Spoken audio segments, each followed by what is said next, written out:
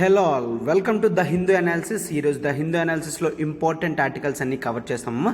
But ఒక్కసారి ఇక్కడ చూడండి, ఎల్టీఎక్స్ క్లాసెస్ నుంచి ఈరోజు last day the offer pack. దేని గురించి? తెలంగాణ ప్యాక్. ఓకే, మీకు ఆల్రెడీ జిఎస్ కంప్లీట్ అయి ఉంటే కేవలం మీకు గ్రూప్ 1లో తెలంగాణ రిలేటెడ్ టాపిక్స్ అన్నీ కూడా మనం పెట్టడం జరిగింది. బట్ ఈరోజే లాస్ట్ డే అమ్మ. ఈ రోజుతో ఆఫర్ అనేది క్లోజ్ అయిపోతుంది. లాస్ట్ డే కాబట్టి మీరు చాలా ఇమీడియట్ బేసిస్ మీద దీన్ని పర్చేస్ చేసుకుంటే మీకు అమౌంట్ అనేది ఉంటుందన్నమాట. చూడండి, ఇక్కడ Telangana economy, Telangana history, Telangana movement, Telangana geography, మొత్తం హోల్ తెలంగాణ ప్యాక్ అంతా కూడా మనం కేవలం 10,000 ఉండే ఫీజు కాస్త కేవలం 5,000 రూపీస్కి ఇవ్వడం జరుగుతుంది. ఈరోజు లాస్ట్ డే. సో ఖచ్చితంగా మీరు ఇక్కడ నెంబర్ చూడండి, 7893899553. ప్రత్యూష మ్యామ్కి కాల్ చేయండి. సబ్స్క్రిప్షన్ అనేది వెంటనే తీసుకోండి అమ్మా. ఓకే, సో డిలే చేస్తే మీకు ఈ ఆఫర్ అనేది పోతుంది. 5,000 రూపీస్ నుంచి 10,000 రూపీస్ దాకా మళ్ళీ వెళ్ళిపోతుంది. కాబట్టి ఈరోజే మీరు సబ్స్క్రిప్షన్ చేసుకోవాలి. నెక్స్ట్ చూడండి, ఇక్కడ ఎనీ సబ్జెక్ట్ 5,000 అనేది మనం పెట్టడం జరిగింది. ఇక్కడ కేవలం 5,000 రూపీస్కే మీకు సబ్జెక్ట్ అంతా కూడా ప్రొవైడ్ చేయడం జరుగుతుంది రికార్డెడ్ క్లాసెస్లో. అంటే మీరు ఎప్పుడు ఫ్రీ అయినప్పుడు క్లాసెస్ అన్నీ కూడా నీట్గా కంప్లీట్ చేసుకోవచ్చు. అది కూడా లైఫ్ టైం వ్యాలిడిటీ. ఓకే, కేవలం ఒక్కసారి మాత్రమే కాదు, ఎన్నిసార్లు కావాలంటే అన్నిసార్లు మీరు క్లాసెస్ని యాక్సెసిబుల్ చేసుకోవచ్చు. ఓకే, ఇక్కడ చూడండి, economy by Suresh sir and history by Sairam sir and polity this is dealt by me, this is Srinivas, and next geography by Prasad sir. Okay, so individual things అనేవి మీరు హ్యాపీగా 5,000కి కోర్స్ అనేది తీసుకోవచ్చు. ఒకవేళ మీరు ఈ 5,000 తీసుకున్నప్పటికీ నెక్స్ట్ అప్గ్రేడ్ అవ్వాలనుకున్నా కూడా ఆ 5,000 అమౌంట్ అనేది అడ్జస్ట్ చేయడం జరుగుతుంది. ఓకే, అండ్ చూడండి, ఫీజు అనేది 5,000 నుంచి 8,000 దాకా వెళ్ళిపోతుంది. సో ఈరోజే లాస్ట్ డే అమ్మ. ఈరోజే లాస్ట్ డే కాబట్టి మీరు వెంటనే సబ్స్క్రిప్షన్ అనేది చేసుకోండి. 7893899553 నెంబర్కి మీరు కాల్ చేసి సబ్స్క్రిప్షన్ అనేది వెంటనే చేయండి అమ్మా. చూడండమ్మా, మీరు ఈ ప్యాకేజెస్ అనేవి డైరెక్ట్గా కూడా సబ్స్క్రైబ్ చేసుకోవచ్చు. కింద కామెంట్ బాక్స్లో మనకు ఉంటుంది. డైరెక్ట్గా మీరు అక్కడికి వెళ్ళి పేమెంట్ అయినా కూడా చేయొచ్చు అనమాట. To everyone, welcome to LTX classes. ఈరోజు ద హిందూ అనాలిసిస్లో ఇంపార్టెంట్ ఆర్టికల్స్ అన్నీ కూడా చూద్దాం. డేట్ 21/05/2022 ఆర్టికల్స్ అన్నీ డీల్ చేస్తుంది. This is Srinivas. Okay, so first మనం ఏం చేస్తాం, ఆర్టికల్స్ టు బి ఎక్స్ప్లోర్ చూస్తాం. ఆర్టికల్స్ ఎక్కడ ఇంపార్టెంట్ ఏంటో అన్నీ చూస్తాం. ఆ తర్వాత ఆర్టికల్స్ అన్నీ 1 by 1 డీల్ చేద్దాం. చూడండి అమ్మా.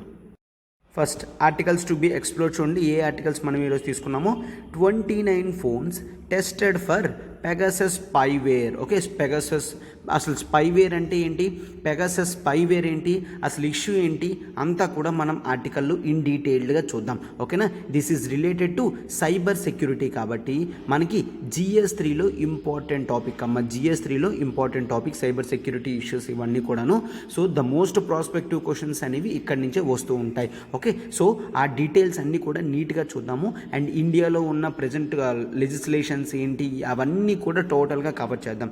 నెక్స్ట్ చూడమ్మా article, the neighbourhood in turmoil lessons for India. Okay, India neighbourhood states ఏవైతే ఉన్నాయో, నైబర్హుడ్ కంట్రీస్ ఏవైతే ఉన్నాయో అవి స్టెబిలిటీగా లేవు, టర్మాయిల్ పొజిషన్లో అస్తవ్యస్తంగా ఉండడం అనేది జరిగింది. ఓకే, సో వాటి నుంచి ఇండియా ఏ లెసన్స్ తీసుకోవాలి అనేది ఇవ్వడం జరుగుతుంది. సో ఇలాంటివి మీకు GS2 ఇంటర్నేషనల్ రిలేషన్స్లో డైరెక్ట్గా మీరు ఆన్సర్ రైటింగ్లో యూజ్ చేసే వర్డ్స్ ఇవన్నీ కూడా దొరుకుతాయి. అవన్నీ కూడా మనము చూద్దాము. ఓకే, ఇంటర్నేషనల్ రిలేషన్స్లో ఉంది. And next talking peace negotiating with the Maoists. Okay, so ఇది GS3. ఇది ఒకసారి చూడమ్మా. ఇది మనకి GS3 ఇంటర్నల్ సెక్యూరిటీ ఇష్యూస్లోకి వస్తుంది. రిలేటెడ్ టు మావోయిజం, టెర్రరిజం ఇవన్నీ ఉంటాయి కదమ్మా. అవన్నీ కూడా మనకి ఇంటర్నల్ సెక్యూరిటీ టాపిక్లో వస్తాయన్నమాట.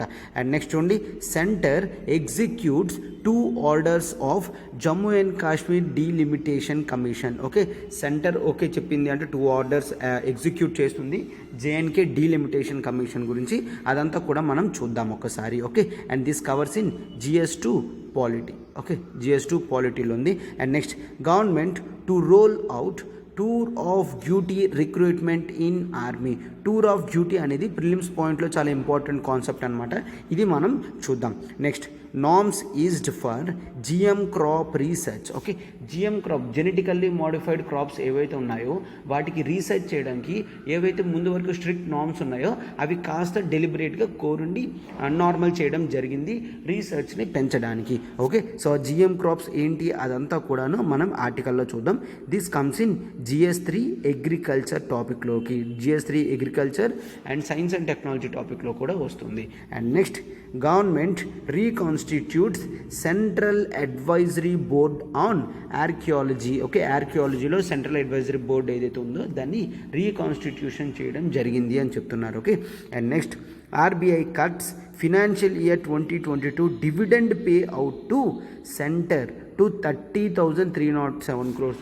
ఓకే, సో ఇక్కడ ఏంటి, ఆర్బీఐ ఎవ్రీ ఇయర్ అనేది డివిడెండ్ పే చేస్తుంది గవర్నమెంట్. అసలు డివిడెండ్ అంటే ఎందుకు, ఏంటి, అసలు ఆర్బీఐ ఎందుకు గవర్నమెంట్కి పే చేస్తుంది అదంతా కూడా మనం ఆర్టికల్లో చూద్దాం. Okay, this comes in GS3 ఎకానమీలోకి వస్తుంది. ఓకే, GS3 ఎకానమీ పార్ట్లోకి వస్తుంది. So first articles to be explored అన్ని నీట్గా చూసాం కాబట్టి 1 by 1 అన్నీ కూడా డీల్ చేద్దాం. చూడండి అమ్మా, మనకి LTX క్లాసెస్ నుంచి యూపీఎస్సీ ఇన్ఫినిటీ అనే కోర్స్ మనం ఆఫర్ చేయడం జరుగుతుంది. మీకు UPSC online and UPSC online 2 courses అనేవి మీకు వస్తాయి. యూపీఎస్సీ ఆఫ్లైన్ అనేది మనం హైదరాబాద్ అండ్ విశాఖపట్నం బ్రాంచెస్ అనేవి ఓపెన్లో ఉన్నాయి. మీరు సక్సెస్ఫుల్గా క్లాసెస్ రన్ అవుతున్నాయి కాబట్టి వెంటనే బ్రాంచెస్కి మీరు విజిట్ చేయొచ్చు. ఓకే, ఆఫ్లైన్ ఫీజు వచ్చేసి కేవలం 70,000 రూపీస్ మాత్రమే, కేవలం 70,000 రూపీస్ మాత్రమే. అది కూడా మీరు ఈఎంఐ ప్రాసెస్ 10,000 per month కడుతూ క్లియర్ చేయొచ్చు. ఓకే, అండ్ యూపీఎస్సీ ఆన్లైన్ అయితే కేవలం 60,000 రూపీస్ మాత్రమే. అండ్ మీరు మంత్లీ ఈఎంఐ 5,000 చొప్పున 12 monthsలో క్లియర్ చేయొచ్చు. ఓకే, అండ్ వ్యాలిడిటీ కేవలం 31st May వరకు మాత్రమే. 31st May తర్వాత 10,000 రూపీస్ మేర పెరిగే ఛాన్సెస్ ఉంటుంది కాబట్టి మీరు వెంటనే సబ్స్క్రిప్షన్ అనేది చేసుకోవాలి. మీరు 31st May లోపల సబ్స్క్రిప్షన్ చేసుకుంటే యూపీఎస్సీ ఆఫ్లైన్ తీసుకుంటే యూపీఎస్సీ ఆన్లైన్ కంటెంట్ అనేది కంప్లీట్గా కాంప్లిమెంట్ కింద వస్తుంది. అండ్ రిమైనింగ్ మనకి బ్యాంక్ అని, ఎస్ఎస్సి కానీ, CGL అండ్ గ్రూప్ 1, 2 అన్నీ కూడా కాంప్లిమెంట్ కింద వస్తాయమ్మా. అండ్ యూపీఎస్సీ ఆన్లైన్ అనేది మనకి లైవ్ ప్లస్ రికార్డెడ్ వస్తుంది. అంటే మీరు ఎప్పుడైనా లైవ్ క్లాస్ మిస్ అయినా కూడా రికార్డెడ్ క్లాసెస్ అనేవి మీకు యాక్సెసిబిలిటీ ఉంటుంది. మన ప్రతి కోర్స్ కూడా మీకు లైఫ్ టైం వ్యాలిడిటీ అనేది ఉంటుందమ్మా. ఇక్కడ నెంబర్ చూడండి, 7893899553. ప్రత్యూష మ్యామ్కి కాల్ చేయండి, వెంటనే సబ్స్క్రిప్షన్ అనేది చేసుకోండి అమ్మా. లేదంటే కింద కామెంట్ బాక్స్లో కూడా ఉంటాయి, కామెంట్ బాక్స్లో అయినా కూడా మీరు డైరెక్ట్గా సబ్స్క్రైబ్ అనేది చేసుకోవచ్చు. చూడమ్మా article 29 phones tested for Pegasus spyware అని చెప్పడం జరిగింది. సో ఇప్పుడు ఫస్ట్ మనం స్పైవేర్ అంటే ఏంటో చూసి ఈ పెగాసస్ స్పైవేర్ చూసి అది ఎక్కడి నుంచి ఉంది ఏంటి అనేది టోటల్గా గవర్నమెంట్ మీద ఉన్న ఎలిగేషన్స్ ఏంటి అవన్నీ కూడా నీట్గా డీటెయిల్డ్గా చూద్దాం. ఒకసారి what is the meaning of spyware అనేది చూడండి అమ్మా. Okay, first of all what is a spyware? మనం ప్రతిరోజు కూడా కంప్యూటింగ్ ఆబ్జెక్ట్స్ అనేవి యూజ్ చేస్తాం. కంప్యూటింగ్ ఆబ్జెక్ట్స్ అనేది ఒక కంప్యూటర్ అయినా అవ్వచ్చు, ఒక ఫోన్ అయినా అవ్వచ్చు, ఒక నార్మల్ గ్యాడ్జెట్ అయినా కూడా అవ్వచ్చు.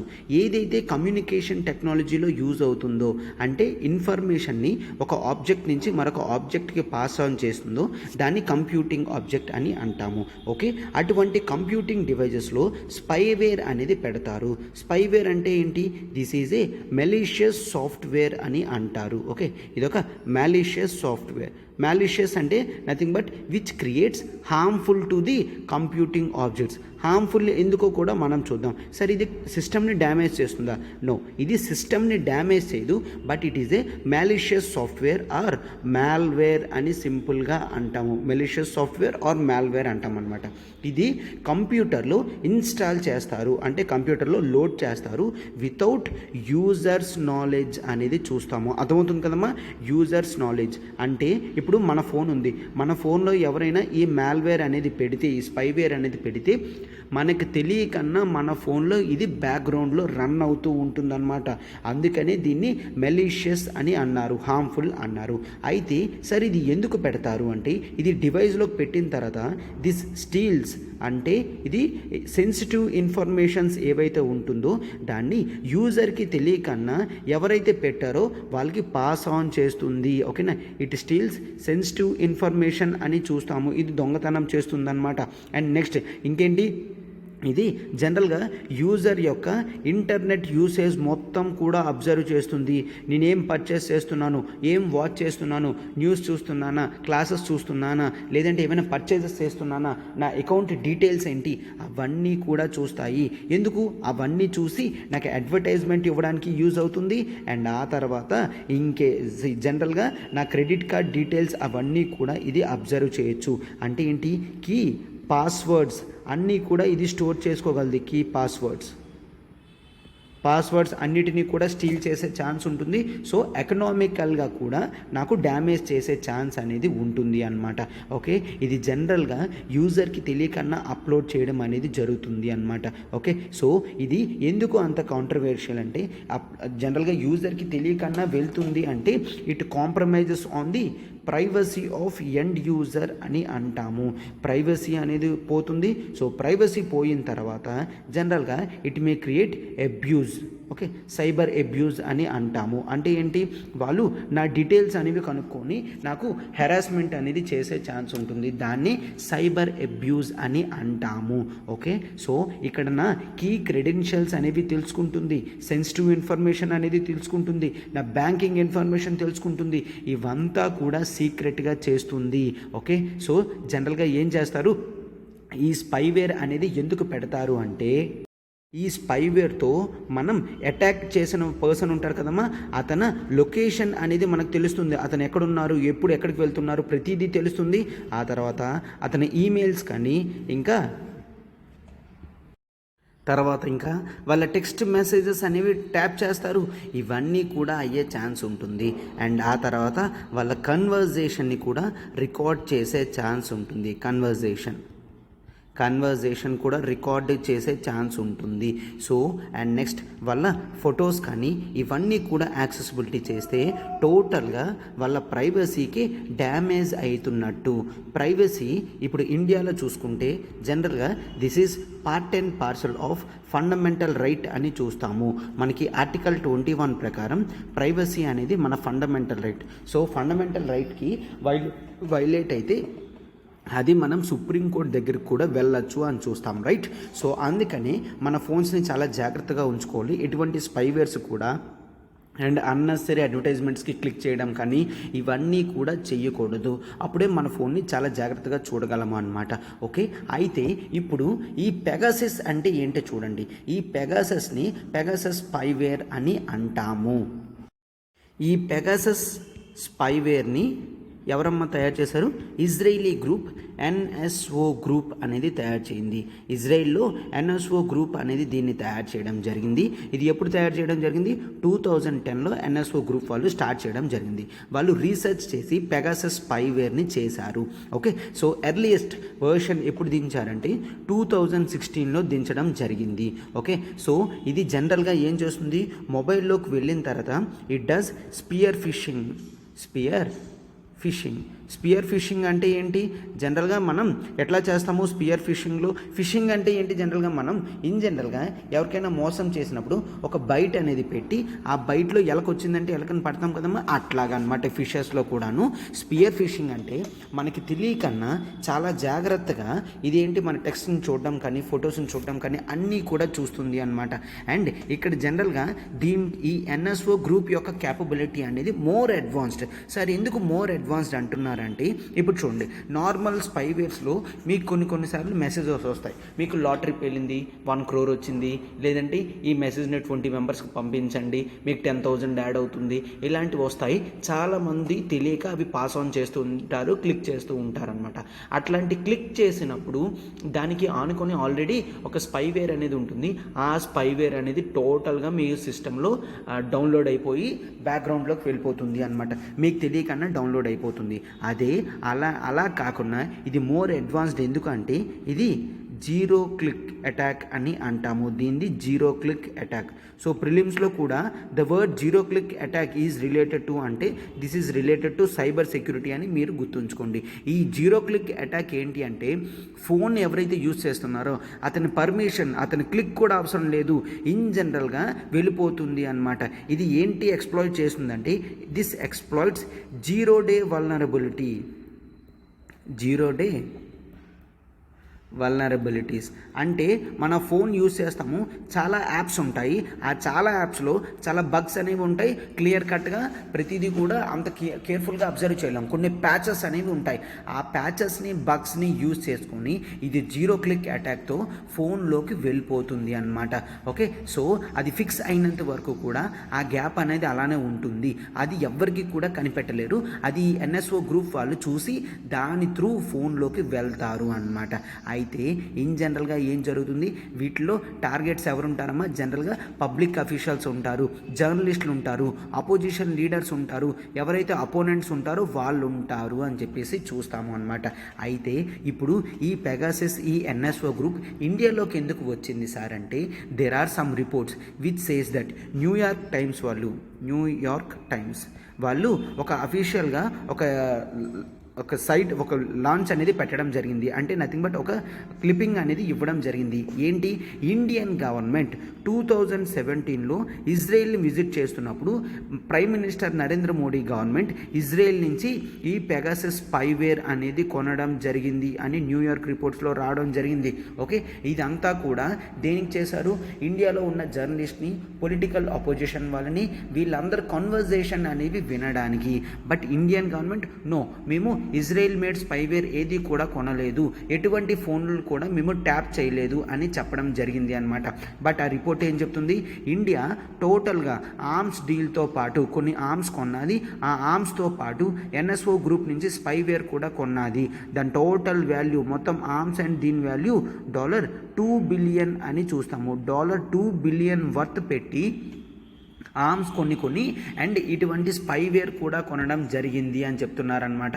ఓకే, సో ఇదంతా కూడా కొన్ని మీడియా అవుట్లెట్స్ ఇవన్నీ కూడా కలిపి రీసెర్చ్ చేసి చెప్పడం జరిగింది అని చెప్తున్నాం. సో ఓవరాల్గా ఎంతమంది ఇండియాలో అట్లీస్ట్ ఒక 1000 మొబైల్ ఫోన్స్ అయినా కూడా వాళ్ళు హ్యాక్ చేయడం జరిగింది అని చూస్తున్నాము.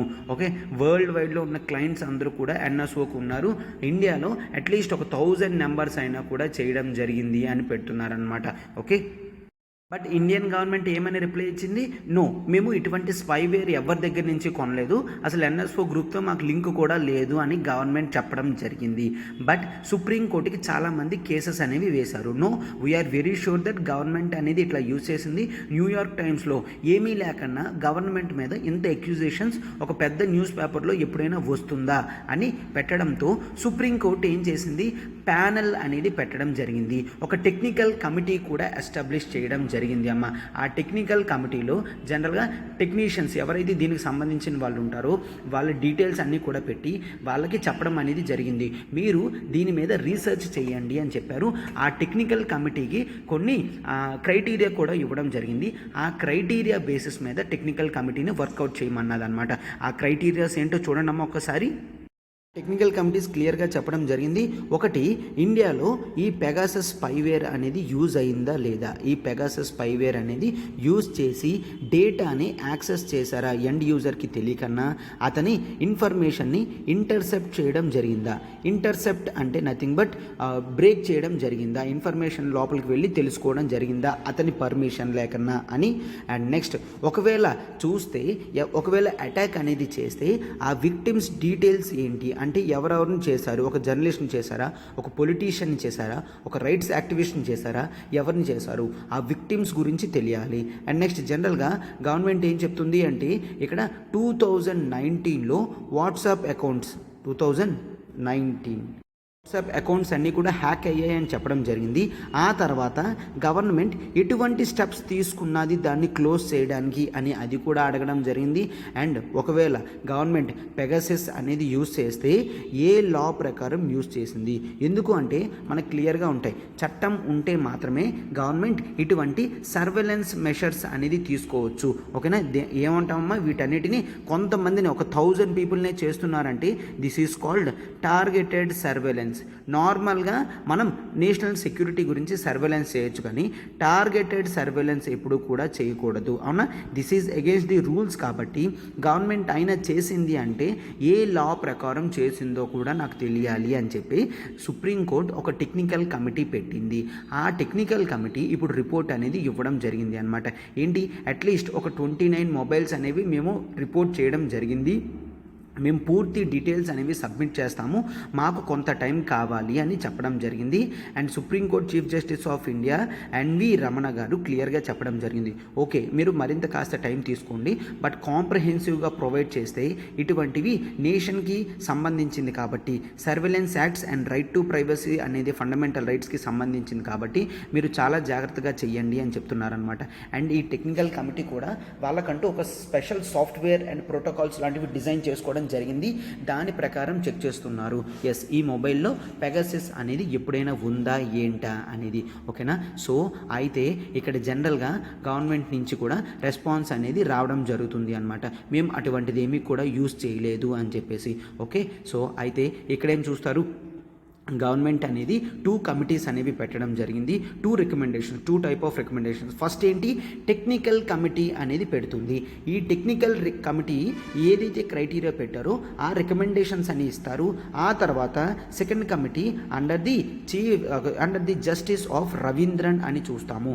ఇతనేంటి, ఎగ్జిస్టింగ్ లాస్ ఏవైతే ఉన్నాయో వాటిని మరింత ఎన్హాన్స్మెంట్ చేసి ప్రొటెక్షన్ అనేది ఏ విధంగా ఇవ్వాలో అండ్ నెక్స్ట్ రైట్స్ అనేవి ఏ విధంగా కాపాడాలి, దీనికి సంబంధించినవన్నీ కూడా రికమెండేషన్స్ వస్తాయి. అయితే 2 type of recommendations, 1 technical committee ఇస్తుంది, మరొకటి జ్యుడిషియల్ కమిటీ ఇస్తుంది. ఆ తర్వాత ఓవరాల్ బెంచ్ కూర్చొని ఈ రికమెండేషన్స్ గురించి అబ్జర్వ్ చేస్తుంది అని కూడా చెప్పడం జరిగింది అనమాట. ఓకేనమ్మా, సో చూసారు కదా, ఇది స్పైవేర్ అంటే పెగాసస్ స్పైవేర్ అండ్ ఆర్టికల్లో ఇది వచ్చింది. అంతా కూడా మనం నీట్గా డీటెయిల్డ్గా కవర్ చేయడం అనేది జరిగింది అనమాట, ఇంతకన్నా అవసరం లేదు. సో మీకు ఇది ఇంటర్నల్ సెక్యూరిటీ టాపిక్లోని ఇన్ జనరల్గా కూడా మీరు టోటల్గా యూజ్ చేయొచ్చు అనమాట. ఓకే, సో ఇప్పుడు మనం మన నెక్స్ట్ ఆర్టికల్కి వెళ్ళిపోతున్నాం, చూడండి. నెక్స్ట్ ఆర్టికల్ చూడమ్మా, the neighbourhood in turmoil lessons for India అని. ఓకేనా, ఎప్పుడైనా ఏదైనా ఆర్టికల్లో లెసన్స్ ఫర్ ఇండియా నైబర్హుడ్ వచ్చింది అంటే ఇది GS2 ఇంటర్నేషనల్ రిలేషన్స్లో one of the most important topics. ఎందుకు అంటే మన నైబర్హుడ్లో ఏది జరుగుతుంది అనేది ఇండియాలో ఉన్న బ్యూరోక్రటిక్ అఫీషియల్స్కి ఖచ్చితంగా తెలియాల్సిన అవకాశం అనేది ఉండాలి. ఎందుకు అంటే సో వీటి బట్టి మన ఫారెన్ పాలసీ చేంజెస్ అనేవి చేస్తాము. Okay, there is something that is called pragmatism in international రిలేషన్స్లో ప్రాగ్మాటిజం అనే వర్డ్ ఉంటుంది. ప్రాగ్మాటిజం అంటే ఏంటంటే సమయానికి తగ్గట్టుగా మనము వ్యతిరేకత లేకుండా మనం మిగిలిన కంట్రీస్తో రిలేషన్స్ అనేవి అవకాశం తగ్గట్టు సమయానికి తగ్గట్టు మార్చుకుంటూ వెళ్తే దాన్ని ప్రాగ్మాటిజం అంటాం.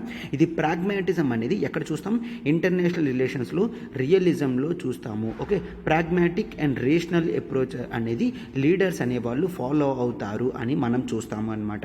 And next remember this personal Suhasini Haidar. ఈమె ఎప్పుడు ఆర్టికల్ రాసినా కూడా ఖచ్చితంగా ఆ ఆర్టికల్స్ అనేవి ఖచ్చితంగా చదవండి అమ్మా, ఇంపార్టెంట్ ఎగ్జామ్ ఓరియంటెడ్లో ఉంటాయి అండ్ బ్యూటిఫుల్గా ఈమె అనాలిసిస్ అనేది ఉంటుంది అనమాట. విత్ స్ట్రాంగ్ ఎగ్జాంపుల్స్తో సహా ఈమె ఇస్తారు కాబట్టి ఇవన్నీ కూడా మనం ఎగ్జామ్లో యూజ్ చేయొచ్చు. ఓకే, సుహాసిని హైదర్ గారు ఈమె ఏం ఆర్టికల్ రాసినా కూడా జాగ్రత్తగా చూడండి. Okay, so first of all I already said what is the meaning of turmoil అంటే నథింగ్ బట్ ఇన్స్టెబిలిటీ అని. ఓకేనా, సో ఇన్స్టెబిలిటీ అనేది పొలిటికల్ ఇన్స్టెబిలిటీ అవ్వచ్చు, ఎకనామిక్ ఇన్స్టెబిలిటీ అవ్వచ్చు, ఏ ఇన్స్టెబిలిటీ అయినా కూడా జనరల్గా టర్మాయిల్ అన్న వర్డ్ యూజ్ చేద్దాము. సో ఇప్పుడు మన నైబర్హుడ్లో టర్మాయిల్ డిస్టర్బెన్సెస్ అనేవి ఉన్నాయంట, అవేంటో ఒక్కసారి చూడండి. బట్ అంతకుముందు జనరల్గా ఏం చూస్తామంటే ఆర్టికల్ ఈమె ఎట్లా ఓపెన్ చేశారంటే గవర్నమెంట్ ఇప్పుడు ప్రజెంట్ మోడీ గవర్నమెంట్ 2016లో తన ఫారెన్ పాలసీ ఒకలాగా ఉంచుకుంది. సెకండ్ టైం విన్ అయిన తర్వాత 2019 తర్వాత తన ఫారెన్ పాలసీ అనేది కంప్లీట్గా చేంజ్ అయింది అని చెప్తున్నారు. ఎందుకంటే 2016లో ఫస్ట్ టైం వీళ్ళు వచ్చేసరికి they want to show the muscular foreign policy అని చెప్పడం జరిగింది. ఈమె యూజ్ చేయడం జరిగింది మస్క్యులర్ ఫారెన్ పాలసీ. ఓకే, సరే ఇటువంటి యూజ్ చేయొచ్చు అంటే ఎప్పుడైనా మీకు క్వశ్చన్లో క్రిటికల్లీ అనలైజ్ అన్న వర్డ్ యూజ్ చేస్తే ఖచ్చితంగా మీరు ఇలాంటివి యూజ్ చేయొచ్చు. మస్క్యులర్ ఫారెన్ పాలసీ అంటే నైబరింగ్ కంట్రీస్ అన్నీ కూడా మనకి చైనా తప్ప మిగిలినవన్నీ కూడా చిన్న కంట్రీస్ కాబట్టి India often tries to project itself as big brother అని అంటాం కదమ్మా, బిగ్ బ్రదర్ అని. సో అట్లాగా దీన్ని మస్క్యులర్ ఫారెన్ పాలసీ అని కూడా అంటాము.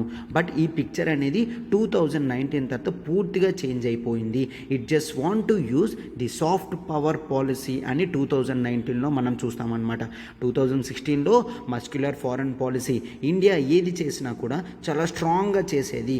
ఎందుకంటే India has used everything to manipulate the things. Manipulation అంటే ఇక్కడ ఏ కంట్రీతో అయినా రిలేషన్తో చాలా స్ట్రాంగ్గా ఉండడం అనేది జరిగింది అనమాట. ఏం చెప్పినా కూడా తల వంచకుండా ఎస్ నేను ఇలానే వెళ్తాను అని చెప్పడం జరిగింది నైబరింగ్ కంట్రీస్తో అనమాట. ఓకే, అందుకని జనరల్గా మనకి 2015లో నేపాల్ బ్లాకేడ్ అయినా కూడా తర్వాత గవర్నమెంట్ దాన్ని సాల్వ్ చేయడానికి చూడలేదు. ఓకే, ఈ విధంగా ఇవన్నీ కూడా రావడం జరిగింది. ఇండియా చాలా స్ట్రాంగ్గా అప్పుడు ఉండడం, అంటే ఇప్పటికీ స్ట్రాంగ్గానే ఉంది. But first time BJP government అనేది ఫామ్ అయిన తర్వాత పాపులర్ మెజారిటీతో మస్క్యులర్ ఫారెన్ పాలసీ అనేది పెట్టుకోవడం జరిగింది. ఓకే, బట్ ఇదంతా కూడా సెకండ్ టైం ఎట్లా మారిపోయింది? సాఫ్ట్ పవర్ అంటే ఏంటి? కన్సిలియేటరీ అప్రోచెస్. ఓకే, కన్సిలియేటరీ అంటే ప్రతి కంట్రీతో మాట్లాడుతూ తన ఫారెన్ పాలసీని సమయానికి తగ్గట్టుగా ప్రాగ్మాటిక్గా మార్చుకోవడం. And next కన్సెన్సువల్. ఓకే, ప్రతి కంట్రీతో డీల్ చేయడం, డిస్కస్ చేయడం, ఇవన్నీ కూడా చేస్తూ వచ్చింది.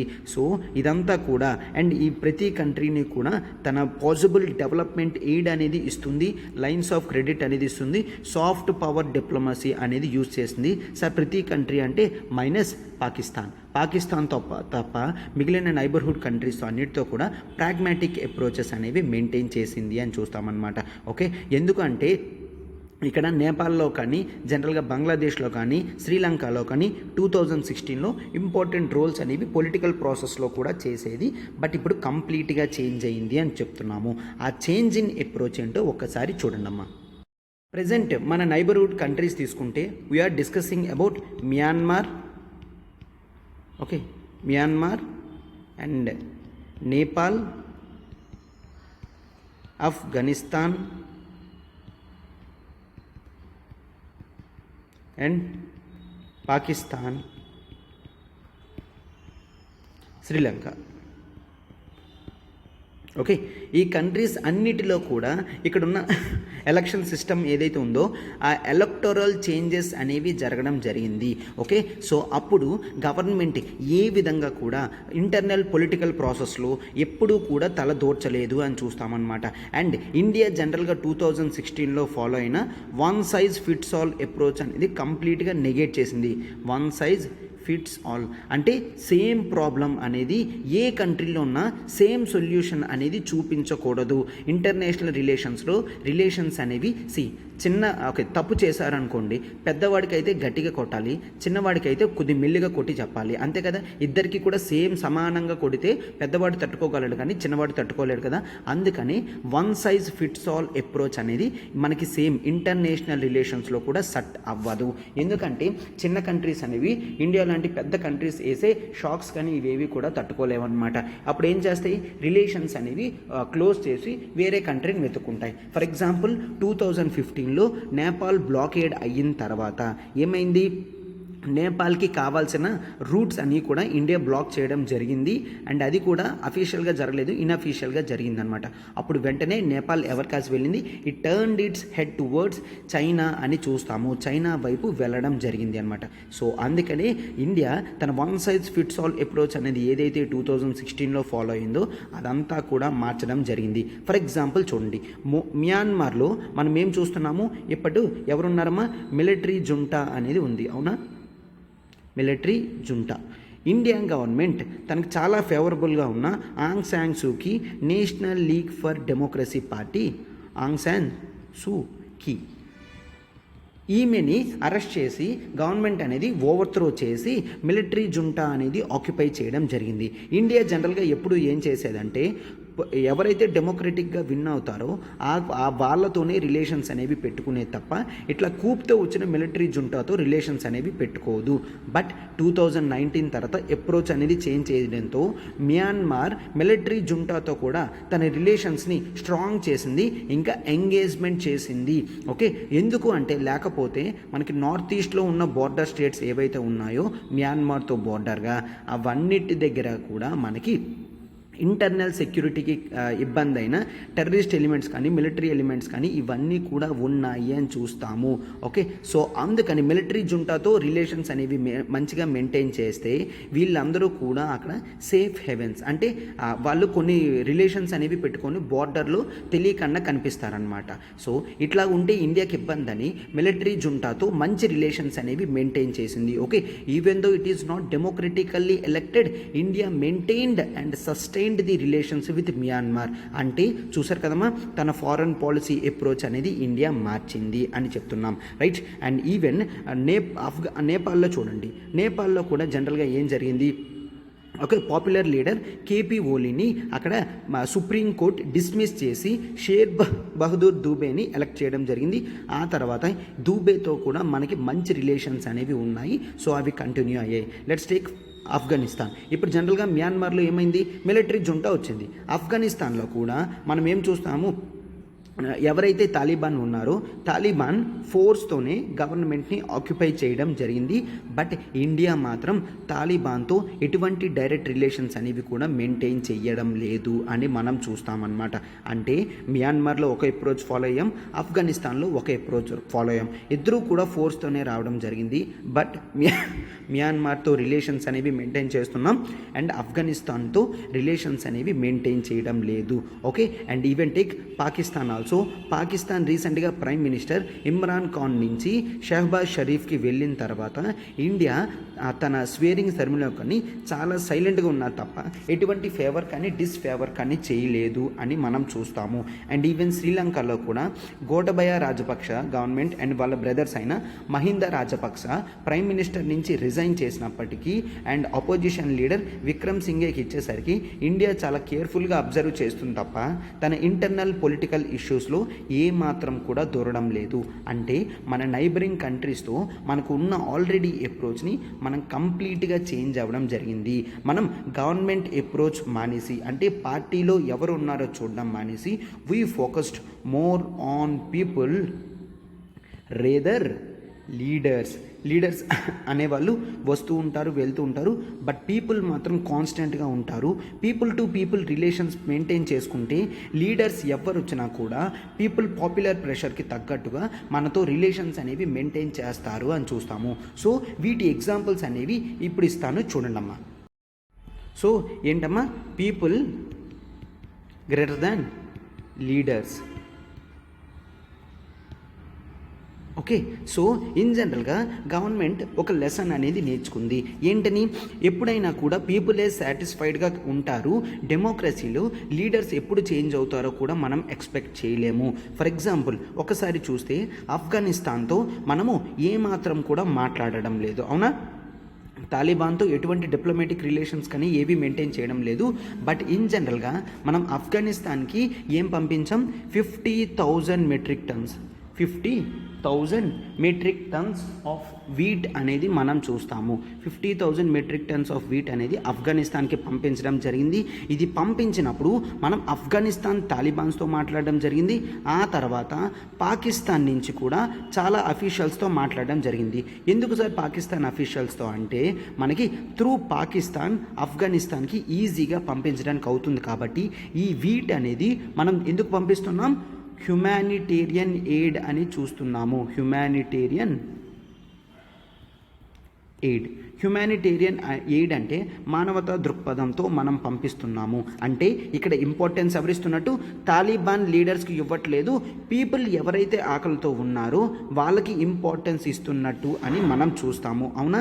సో ఆఫ్ఘనిస్తాన్తోని పాకిస్తాన్తో రిలేషన్స్ లేకపోయినప్పటికీ కూడా వాళ్ళ అఫీషియల్స్ని ఒప్పించి వాళ్ళకి పంపించడం అనేది జరిగింది అని చూస్తున్నామన్నమాట. అండ్ ఈవెన్ శ్రీలంకతో రిలేషన్స్ కూడా మనం ఏం చెప్పడం జరిగింది అంటే గవర్నమెంట్కి ఒకటే ఎక్స్ప్రెస్ చేయడం జరిగింది, డెమోక్రటిక్ ప్రాసెస్లో పీపుల్ అనేవాళ్ళు మెయిన్ ఇంపార్టెంట్. సో పీపుల్కి తగ్గట్టుగానే పాలసీస్ అవన్నీ కూడా శ్రీలంక గవర్నమెంట్ అనేది ఫ్రేమ్ చేయాలి అని చెప్పడం జరిగింది. మరొక లెసన్ ఇండియా ఏం నేర్చుకోవడం జరిగింది అంటే తన రెటోరిక్ అంటే బాగా మాట్లాడడం, చాకచక్యం అంటాం కదా, వాక్చాతుర్యం అంటాం కదా, తన రెటోరిక్ని కాస్త డౌన్ చేయడం జరిగింది. అంటే ఎప్పుడు మాట్లాడాలి ఎప్పుడు మాట్లాడకూడదు అనేది గవర్నమెంట్ బాగా తెలుసుకుంది అని చూస్తాం. ఎందుకంటే రీసెంట్గా బంగ్లాదేశ్లో కూడా హిందూస్ ఉంటారు, రైట్. సో అక్కడ హిందూస్ అనేవాళ్ళు మైనారిటీస్గా ఉంటారు. హిందూస్ బంగ్లాదేశ్లో మైనారిటీ పీపుల్, రైట్.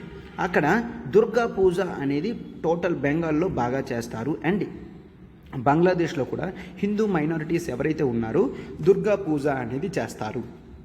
ఈ దుర్గా పూజ టైంలో చాలా వైలెన్స్ అనేది క్రియేట్ అయినప్పటికీ కూడా ఇండియన్ గవర్నమెంట్ చాలా సైలెంట్గా ఉన్నది తప్ప హిందూ మైనారిటీస్కి సపోర్ట్ చేసేటట్టు ఏం మాత్రం మాట్లాడలేదు.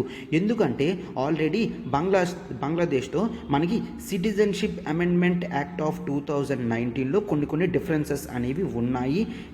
అండ్ నెక్స్ట్ మియాన్మార్ నుంచి కొంతమంది జనరల్గా మియాన్మార్ నుంచి మనకి రోహింగ్యా రిఫ్యూజెస్ అనేవాళ్ళు రావడం జరుగుతుంది, అవునా. సో ఈ రోహింగ్యాస్ ఎక్కడి నుంచి వస్తున్నారు? మియాన్మార్ నుంచి బంగ్లాదేశ్కి వస్తున్నారు, బంగ్లాదేశ్ నుంచి ఇండియాకి వస్తున్నారు. కాబట్టి మనకి బంగ్లాదేశ్తో కూడా రిలేషన్స్ అనేవి కాస్త హార్ష్గా అవుతున్నాయి. బట్ అయినప్పటికీ కూడా ఇండియా తన రెటోరిక్ స్కిల్స్ని తక్కువ చేసి చాలా సైలెంట్గా చూస్తుంది అని చూస్తామన్నమాట. సో అండ్ నెక్స్ట్ మరొకటి చూడండి అమ్మా, ఇండియా ఇవన్నీ చేస్తూ న్యూట్రల్ పొజిషన్ కూడా కొన్నిసార్లు తీసుకుంటుంది. ఆ న్యూట్రల్ పొజిషన్ అనేది వర్కౌట్ అవ్వదు అని కూడా చెప్తున్నారు. అదేంటో చూడండి ఒక్కసారి. న్యూట్రల్ పొజిషన్స్ అనేవి ఇండియా ఎప్పుడు తీసుకుంది? రీసెంట్గా మీరు చూస్తే మనకి చైనా తన మజిల్ ఫ్లెక్సింగ్ అనేది ఎక్కడ చూపిస్తుంది? హాంకాంగ్తో చూపిస్తుంది. హాంకాంగ్కి ఉన్న బేసిక్ రూల్స్ అవన్నీ కూడా క్లోజ్ చేయడం జరుగుతుంది. వాళ్ళకి ఫండమెంటల్ రైట్స్ కూడా తీయడం అనేది జరుగుతుందని చూస్తున్నామా. ఇటువంటి పొజిషన్లో ఇండియా చైనాకి ఆపోజిట్గా ఏమాత్రం కూడా మాట్లాడలేదని చూస్తున్నాం. అండ్ రష్యా అనేది ఉక్రెయిన్ మీద వార్ స్టార్ట్ చేసినప్పుడు ఇండియా రష్యాని ఏమీ అనలేదు అని కూడా చూస్తున్నాము. అండ్ రష్యాతో రిలేషన్స్ అనేవి కూడా ఇంకా మనం స్ట్రాంగ్ చేసుకుంటున్నాము. అండ్ యూఎన్లో చాలాసార్లు ఓటింగ్ పెట్టినప్పటికీ కూడా మనము రష్యాకి ఎగెయిన్స్ట్గా ఓటింగ్ అనేది వేయలేదు అని కూడా చూస్తున్నాము. అండ్ మియాన్మార్ నుంచి జనరల్గా చాలామంది రిఫ్యూజీస్ వస్తున్నప్పటికీ కూడా న్యూట్రల్ స్టాన్స్ అనేది ఇండియా తీసుకున్నది అని చూస్తున్నామన్నమాట. అండ్ నెక్స్ట్ సో వీటితో ఇన్ జనరల్గా మరి కూడా ఏం చూస్తామంటే ఎవరైతే ఈ నైబరింగ్ కంట్రీస్లో ఉన్నారో వాళ్ళందరూ కూడా పాపులర్ స్కీమ్స్తోని పాపులిజంతో వస్తున్నారు. ఈ పాపులిజం అనేది లాంగ్ టైం వర్కౌట్ అవ్వదు అని చూస్తామన్నమాట. ఏంటి పాపులిజం అంటే? నథింగ్ బట్ హైపర్ నేషనలిజం మంచిది, కానీ హైపర్ నేషనలిజం అనేది ఇన్స్టాంట్గా ఉంటుంది అంతే తప్ప లాంగ్ టైంలో మంచిది కాదు. అండ్ రిలీజియస్ మెజారిటేరియనిజం అంటే రిలీజియన్ని ఎలక్షన్స్లో యూజ్ చేసుకున్నాం అనుకోండి, వాళ్ళ ఓట్ షేర్ అంతా కూడా మనకి పడుతుంది. ఓకే, అది లాంగ్ టైంలో మంచిది కాదు. కేవలం నువ్వు అప్పుడు గెలవడానికి పనికొస్తుంది తప్ప లాంగ్ టర్మ్లో మంచిది కాదు అని చూస్తాము. అండ్ యాంటీ ఎలిటిజం అనేది కూడా చూస్తాము. యాంటీ ఎలిటిజం, ఇలైట్ అంటే రిచ్ పీపుల్ అని, యాంటీ ఇలైట్ అంటే నథింగ్ బట్ మాస్ పీపుల్కి సపోర్ట్ చేస్తున్నట్టు. సో మాస్ పీపుల్ని సపోర్ట్ చేస్తేనే ఎలక్షన్స్లో గెలిచే ఛాన్స్ అనేది ఉంటుంది. ఈ ప్రామిసెస్తోనే మహిందా రాజపక్ష ఫ్రమ్ శ్రీలంక కానీ, కేపీ ఓలీ ఫ్రమ్ నేపాల్ కానీ, ఇమ్రాన్ ఖాన్ ఫ్రమ్ పాకిస్తాన్ కానీ వీళ్ళందరూ కూడా వీటిని సబ్స్క్రైబ్ చేసి ఎలక్షన్స్లోకి రావడం జరిగింది. బట్ జనరల్గా ఏమైంది? కేపీ ఓలీ గవర్నమెంట్ పడిపోయింది, మహిందా రాజపక్ష గవర్నమెంట్ ప్రజలు ఫోర్స్ చేస్తుంటే రిజైన్ చేయడం జరిగింది. అండ్ ఇమ్రాన్ ఖాన్ కూడా తన ఓట్ లాస్ని లూజ్ అయిపోయారు. అంటే ఇండియా కూడా ఒకవేళ ఎలక్షన్స్లో ఇటువంటివి యూజ్ చేస్తే అవి లాంగ్ టర్మ్ పనికి రావు, కేవలం అప్పుడు మాత్రమే ఉంటాయి అని చూస్తామన్నమాట. అండ్ జనరల్గా వీటన్నిటికీ కూడా మెయిన్ రీజన్ ఏంటి అంటే ఎకానమీ ఆఫ్ ది నేషన్ అని చూస్తాము. అంటే ఏంటి? ఈవెన్ వాషింగ్టన్ బుష్ని ఓడించి నెక్స్ట్ టైం బిల్ క్లింటన్కి రావడం కారణం ఏంటి అంటే అనవసరంగా యుఎస్ఏ ఇరాక్ మీద వార్ చేసింది. ఆ టైంలో ఇరాక్తో వార్ చేయడం వలన ఎకానమీ అనేది చాలా లాస్ అయ్యింది యుఎస్ఏ. సేమ్ ఆ పాయింట్ పట్టుకొని బిల్ క్లింటన్ వాషింగ్టన్ బుష్ని ఓడించడం జరిగింది. అండ్ సో ఈ కంట్రీస్లో కూడా వాళ్ళందరూ పడిపోవడానికి గల కారణం ఏంటి అంటే ఇన్ఫ్లేషన్ పెరిగిపోతుంది, ఎంప్లాయ్మెంట్ అనేది రావడం లేదు, జీడిపి అనేది గ్రోత్ అవ్వడం లేదు. సో వీటి వల్ల ఇవన్నీ పడిపోతున్నాయి అని చూస్తామన్నమాట. ఎవరైతే పవర్ఫుల్ పొజిషన్లోకి వస్తారో వాళ్ళు వెంటనే ఎకానమీని డ్రైవ్ అప్ చేయకపోతే వాళ్ళ సస్టైనెన్స్ అనేది లాంగ్ టర్మ్లో ఉండదు అని చూస్తాము. సో ఇండియా రిలేషన్స్ ఏం చేయాలి? ఇండియా ఇప్పుడు BIMSTEC and SAARC, BIMSTEC to the extent of SAARC and BBIN లాంటి ప్రాజెక్ట్స్ అనేవి చేయాలి. వీటిని చేసుకుంటూ వెళ్తేనే ఇండియా అనేది తన కోవిడ్-19లో ఏదైతే ఎకానమీ లాస్ అయిందో అది రివైవ్ అప్ చేయగలము అని చూస్తున్నారు. అండ్ ప్రజలతో మాట్లాడి ప్రజలకి ఏం కావాలో అటువంటివి మనం చేంజెస్ చేస్తుంటేనే లాంగ్ టైం గవర్నమెంట్ అనేది సస్టైనబుల్గా ఉండగలదు అని చూస్తాము అన్నమాట. ఓకే, సౌత్ ఏషియన్ ఎకానమీలో ఇండియా క్రూషియల్ రోల్ అనేది ప్లే చేస్తుందని చూస్తున్నాము. ఆ రోల్ అనేది మరింత డ్రైవ్ అప్ చేయాలి. సర్వైవ్ అవ్వాలి అంటే రిలేషన్స్ అనేవి ప్రతి కంట్రీతో నీట్గా మెయింటైన్ చేయాలి, డిప్లొమాటిక్ రిలేషన్స్, అండ్ ఎకానమీని డ్రైవ్ అప్ చేస్తూ పొలిటికల్ కన్సెన్సస్ బేస్ మీద వెళ్ళాలి అని చూస్తున్నాం అనమాట. ఓకే, సో ఆర్టికల్ ఇదమ్మా. మనం ఇప్పుడు మన నెక్స్ట్ ఆర్టికల్లోకి వెళ్ళిపోతున్నాం, చూడండి. కింద కామెంట్ బాక్స్లో పెట్టండి అమ్మా. And my question is, what you think which foreign policy is good? Neutral stance మంచిదా, ప్రాగ్మాటిజం మంచిదా, ఏది మంచిదో మీరు కింద కామెంట్ బాక్స్లో రీజన్తో సహా పెట్టండి అమ్మా. That improves your critical thinking అనమాట. ఓకే, వీడియో అనేది పాజ్ చేయండి, వెంటనే కామెంట్ బాక్స్లో ఆన్సర్ అనేది టైప్ చేయండి. నెక్స్ట్ ఆర్టికల్ చూడమ్మా, talking peace negotiating with the Maoist. ఓకేనా, సో ఈ ఆర్టికల్ అనేది మీకు GS3లో ఇంటర్నల్ సెక్యూరిటీలో చాలా ఇంపార్టెంట్ అనమాట. Okay, related to Maoism, Naxalism, terrorism, ఈ ఇష్యూస్ అన్నీ కూడా మనకి జనరల్గా ఇంటర్నల్ సెక్యూరిటీలో చాలా ఇంపార్టెంట్ టాపిక్స్ కాబట్టి ఈ ఆర్టికల్ పిక్ చేసుకోవడం జరిగింది. ఇక్కడ ఏం చెప్తున్నారు, talking peace negotiating with the Maoist. Maoist అనేవాళ్ళు ఉంటారు, వాళ్ళతో మాటలు అనేవి జరపాలి, మంతనాలు అనేవి జరిపితే అప్పుడు వైలెన్స్ నుంచి వాళ్ళు నార్మల్గా వస్తారు అని చూస్తామన్నమాట. అదేంటో ఒక్కసారి చూడండమ్మా. జనరల్గా చూడండి, ద కాన్సెప్ట్ ఆఫ్ మావోయిజం అనేది చూడమ్మా. మావోయిజం అనేది ఒక ఐడియాలజీ అనమాట. ఇది ఏ ఐడియాలజీ? ఎక్స్ట్రీమిస్ట్ ఐడియాలజీ అని అంటాము. ఎక్స్ట్రీమిస్ట్ ఐడియాలజీ అంటే ఏంటి అంటే ఇక్కడ మనం ఎక్స్ట్రీమ్ రాడికల్ థాట్స్ అనేవి తీసుకుంటాము. ఎక్స్ట్రీమ్ రాడికల్ థాట్స్ అంటే నథింగ్ బట్ వైలెన్స్ అనేది ప్రమోట్ చేస్తాము. ఏంటమ్మా? వైలెన్స్ అనేది ప్రమోట్ చేస్తాం. మనకి ఏమైతే గోల్స్ ఉన్నాయో ఆర్గనైజేషనల్ గోల్స్, దాన్ని అచీవ్ చేయడానికి మనం వైలెన్స్ అనేది యూజ్ చేస్తాము అని చూస్తామన్నమాట. ఓకే, వైలెన్స్ ఎప్పుడైతే యూజ్ చేస్తామో అప్పుడు ప్రాపర్గా మనం దాన్ని ఎక్స్ట్రీమ్ ఫామ్లో యూజ్ చేస్తాం కాబట్టి గవర్నమెంట్కి లా అండ్ ఆర్డర్ మెయింటైన్ చేసే బాధ్యత అనేది ఉంటుంది, లా అండ్ ఆర్డర్. సో అప్పుడు పోలీస్ వాళ్ళు ఈ ఐడియాలజీని అపోజ్ చేస్తారు. ఓకే, సో అందుకనే మావోయిజం కానీ నక్సలిజం కానీ ఈ ఇష్యూస్ అన్నీ కూడా ప్రాబ్లమ్స్ ఆఫ్ ఇంటర్నల్ సెక్యూరిటీ అని చూస్తాము. అన్నమాట. ఓకే, ఇట్లా ఏ పార్టీ అయినా వైలెన్స్ని ప్రమోట్ చేస్తే ఆ పార్టీని బ్యాన్ చేయడం జరుగుతుంది. అలానే మనకి CPIM అంటే ఇక్కడ మావోయిజం అనమాట. ఓకే, CPI మావోయిస్ట్ పార్టీని ఇండియాలో బ్యాన్ చేయడం జరిగింది. ఓకే, ఎందుకంటే this always promotes violence and వీళ్ళెప్పుడు కూడా స్టేట్కి ఆపోజిట్గా ఫైట్ చేస్తూనే ఉంటారు. ఓకే, పోలీస్ పర్సనల్ని చంపడం కానీ నార్మల్ పీపుల్ని కిల్ చేయడం కానీ ఇవన్నీ కూడా వాళ్ళు చేస్తూ ఉంటారు. CPI మావోయిస్ట్ అని అంటాము అనమాట. ఓకే, సో అయితే రీసెంట్గా ఏం జరిగింది అంటే రీసెంట్గా మనకి ఛత్తీస్గఢ్ చీఫ్ మినిస్టర్ భూపేష్ బఘెల్ గారు స్టేట్ అంతా కూడా తిరుగుతూ చెప్పడం జరిగింది అనమాట. ఏంటి? మావోయిస్టులు ఎవరైతే ఉన్నారో please lay their arms, please lay down your arms, please lay down your arms. మీ దగ్గర ఆర్మ్స్ అండ్ ఎమ్యునిషన్స్ ఏవైతే ఉన్నాయో అవన్నీ కూడా వదిలేయండి. వదిలేసి start believing in the faith in the constitution మీద నమ్మకం అనేది ఉంచండి. అప్పుడు మీ భవిష్యత్ అనేది బాగుంటుంది అని కూడా గవర్నమెంట్ చెప్పడం జరిగింది అనమాట. ఫెయిత్ ఇన్ ది కాన్స్టిట్యూషన్ ఉంచండి. Constitution various rights and principles అనేవి ఇస్తూ ఉంటుంది. సో మీరు అవి యూజ్ చేసుకోవచ్చు అని కూడా స్టేట్ చెప్పడం అనేది జరిగిందనమాట. ఓకే, సో ఈ రెండు కూడా చెబుతూ ఛత్తీస్గఢ్ చీఫ్ మినిస్టర్ వెళ్ళడం జరిగింది. ఎందుకంటే మోస్ట్ ఆఫ్ ది పీపుల్ అనేవాళ్ళు ఇప్పుడు ఛత్తీస్గఢ్ దండకారణ్య రీజన్లోనే ఉన్నారు అని చెప్తున్నాం అనమాట. Okay, and there is one thing, CPI Dandakaranya special zone committee అనేది కూడా మావోయిజంలో ఈ పార్టీ ఉంది, CPIM అనమాట. అంటే ఆ రీజన్లోనే ఎక్కువ మంది ఉండడం అనేది జరుగుతుంది అనమాట. ఓకే, అండ్ ఈ ఆఫర్ ఏదైతే ఇచ్చారో ఆ పీపుల్ వెంటనే అన్నారు, no this is the offer that to fool us. మమ్మల్ని ఫూల్ చేయడానికి ఇట్లాంటి ఆఫర్స్ ఇస్తున్నారు తప్ప జనరల్గా ఏ కండిషన్స్ మీద వస్తున్నాము, వాళ్ళే కండిషన్స్ మాకు ఇస్తున్నారు అన్నది క్లారిటీ లేదు అని కూడా చూస్తాము. చీఫ్ మినిస్టర్ గారు ఏ కండిషన్స్ లేకుండా రమ్మంటున్నారు, ఏ కండిషన్స్ లేకుండా మేము వస్తే రేపు పొద్దున్న టాక్స్ అనేవి సాటిస్ఫై అయితే మాకు ఎటువంటి ప్రయోజనం ఉండదు కదా. మాకు అసలు ఏం చేస్తున్నారు, ఏమి ఇస్తున్నారు, మా దగ్గర నుంచి వాళ్ళు ఏమి ఎక్స్పెక్ట్ చేస్తున్నారు, మేము ఏదైనా గవర్నమెంట్ నుంచి ఎక్స్పెక్ట్ చేయొచ్చా అనేవి ఏమీ తెలుసుకోకుండా ఇటువంటి మీటింగ్ పెట్టడం అనేది సబబు కాదు అని చెప్పేసి కూడా అంటున్నారనమాట. అంటే ఇట్లా చెప్పడం, ఓకే మీరు మీ ఆర్మ్స్ ఎమ్యునేషన్స్ అనేవి వదిలేయండి, జనస్రవంతిలో కలిసిపోండి అని చెప్పేసి అనమాట. అయితే ఇక్కడ జనరల్గా వీళ్ళు ఏం చెప్తున్నారంటే not implementing, state government is also not implementing the rules of PESA, Panchayat Extension to Scheduled Areas Act.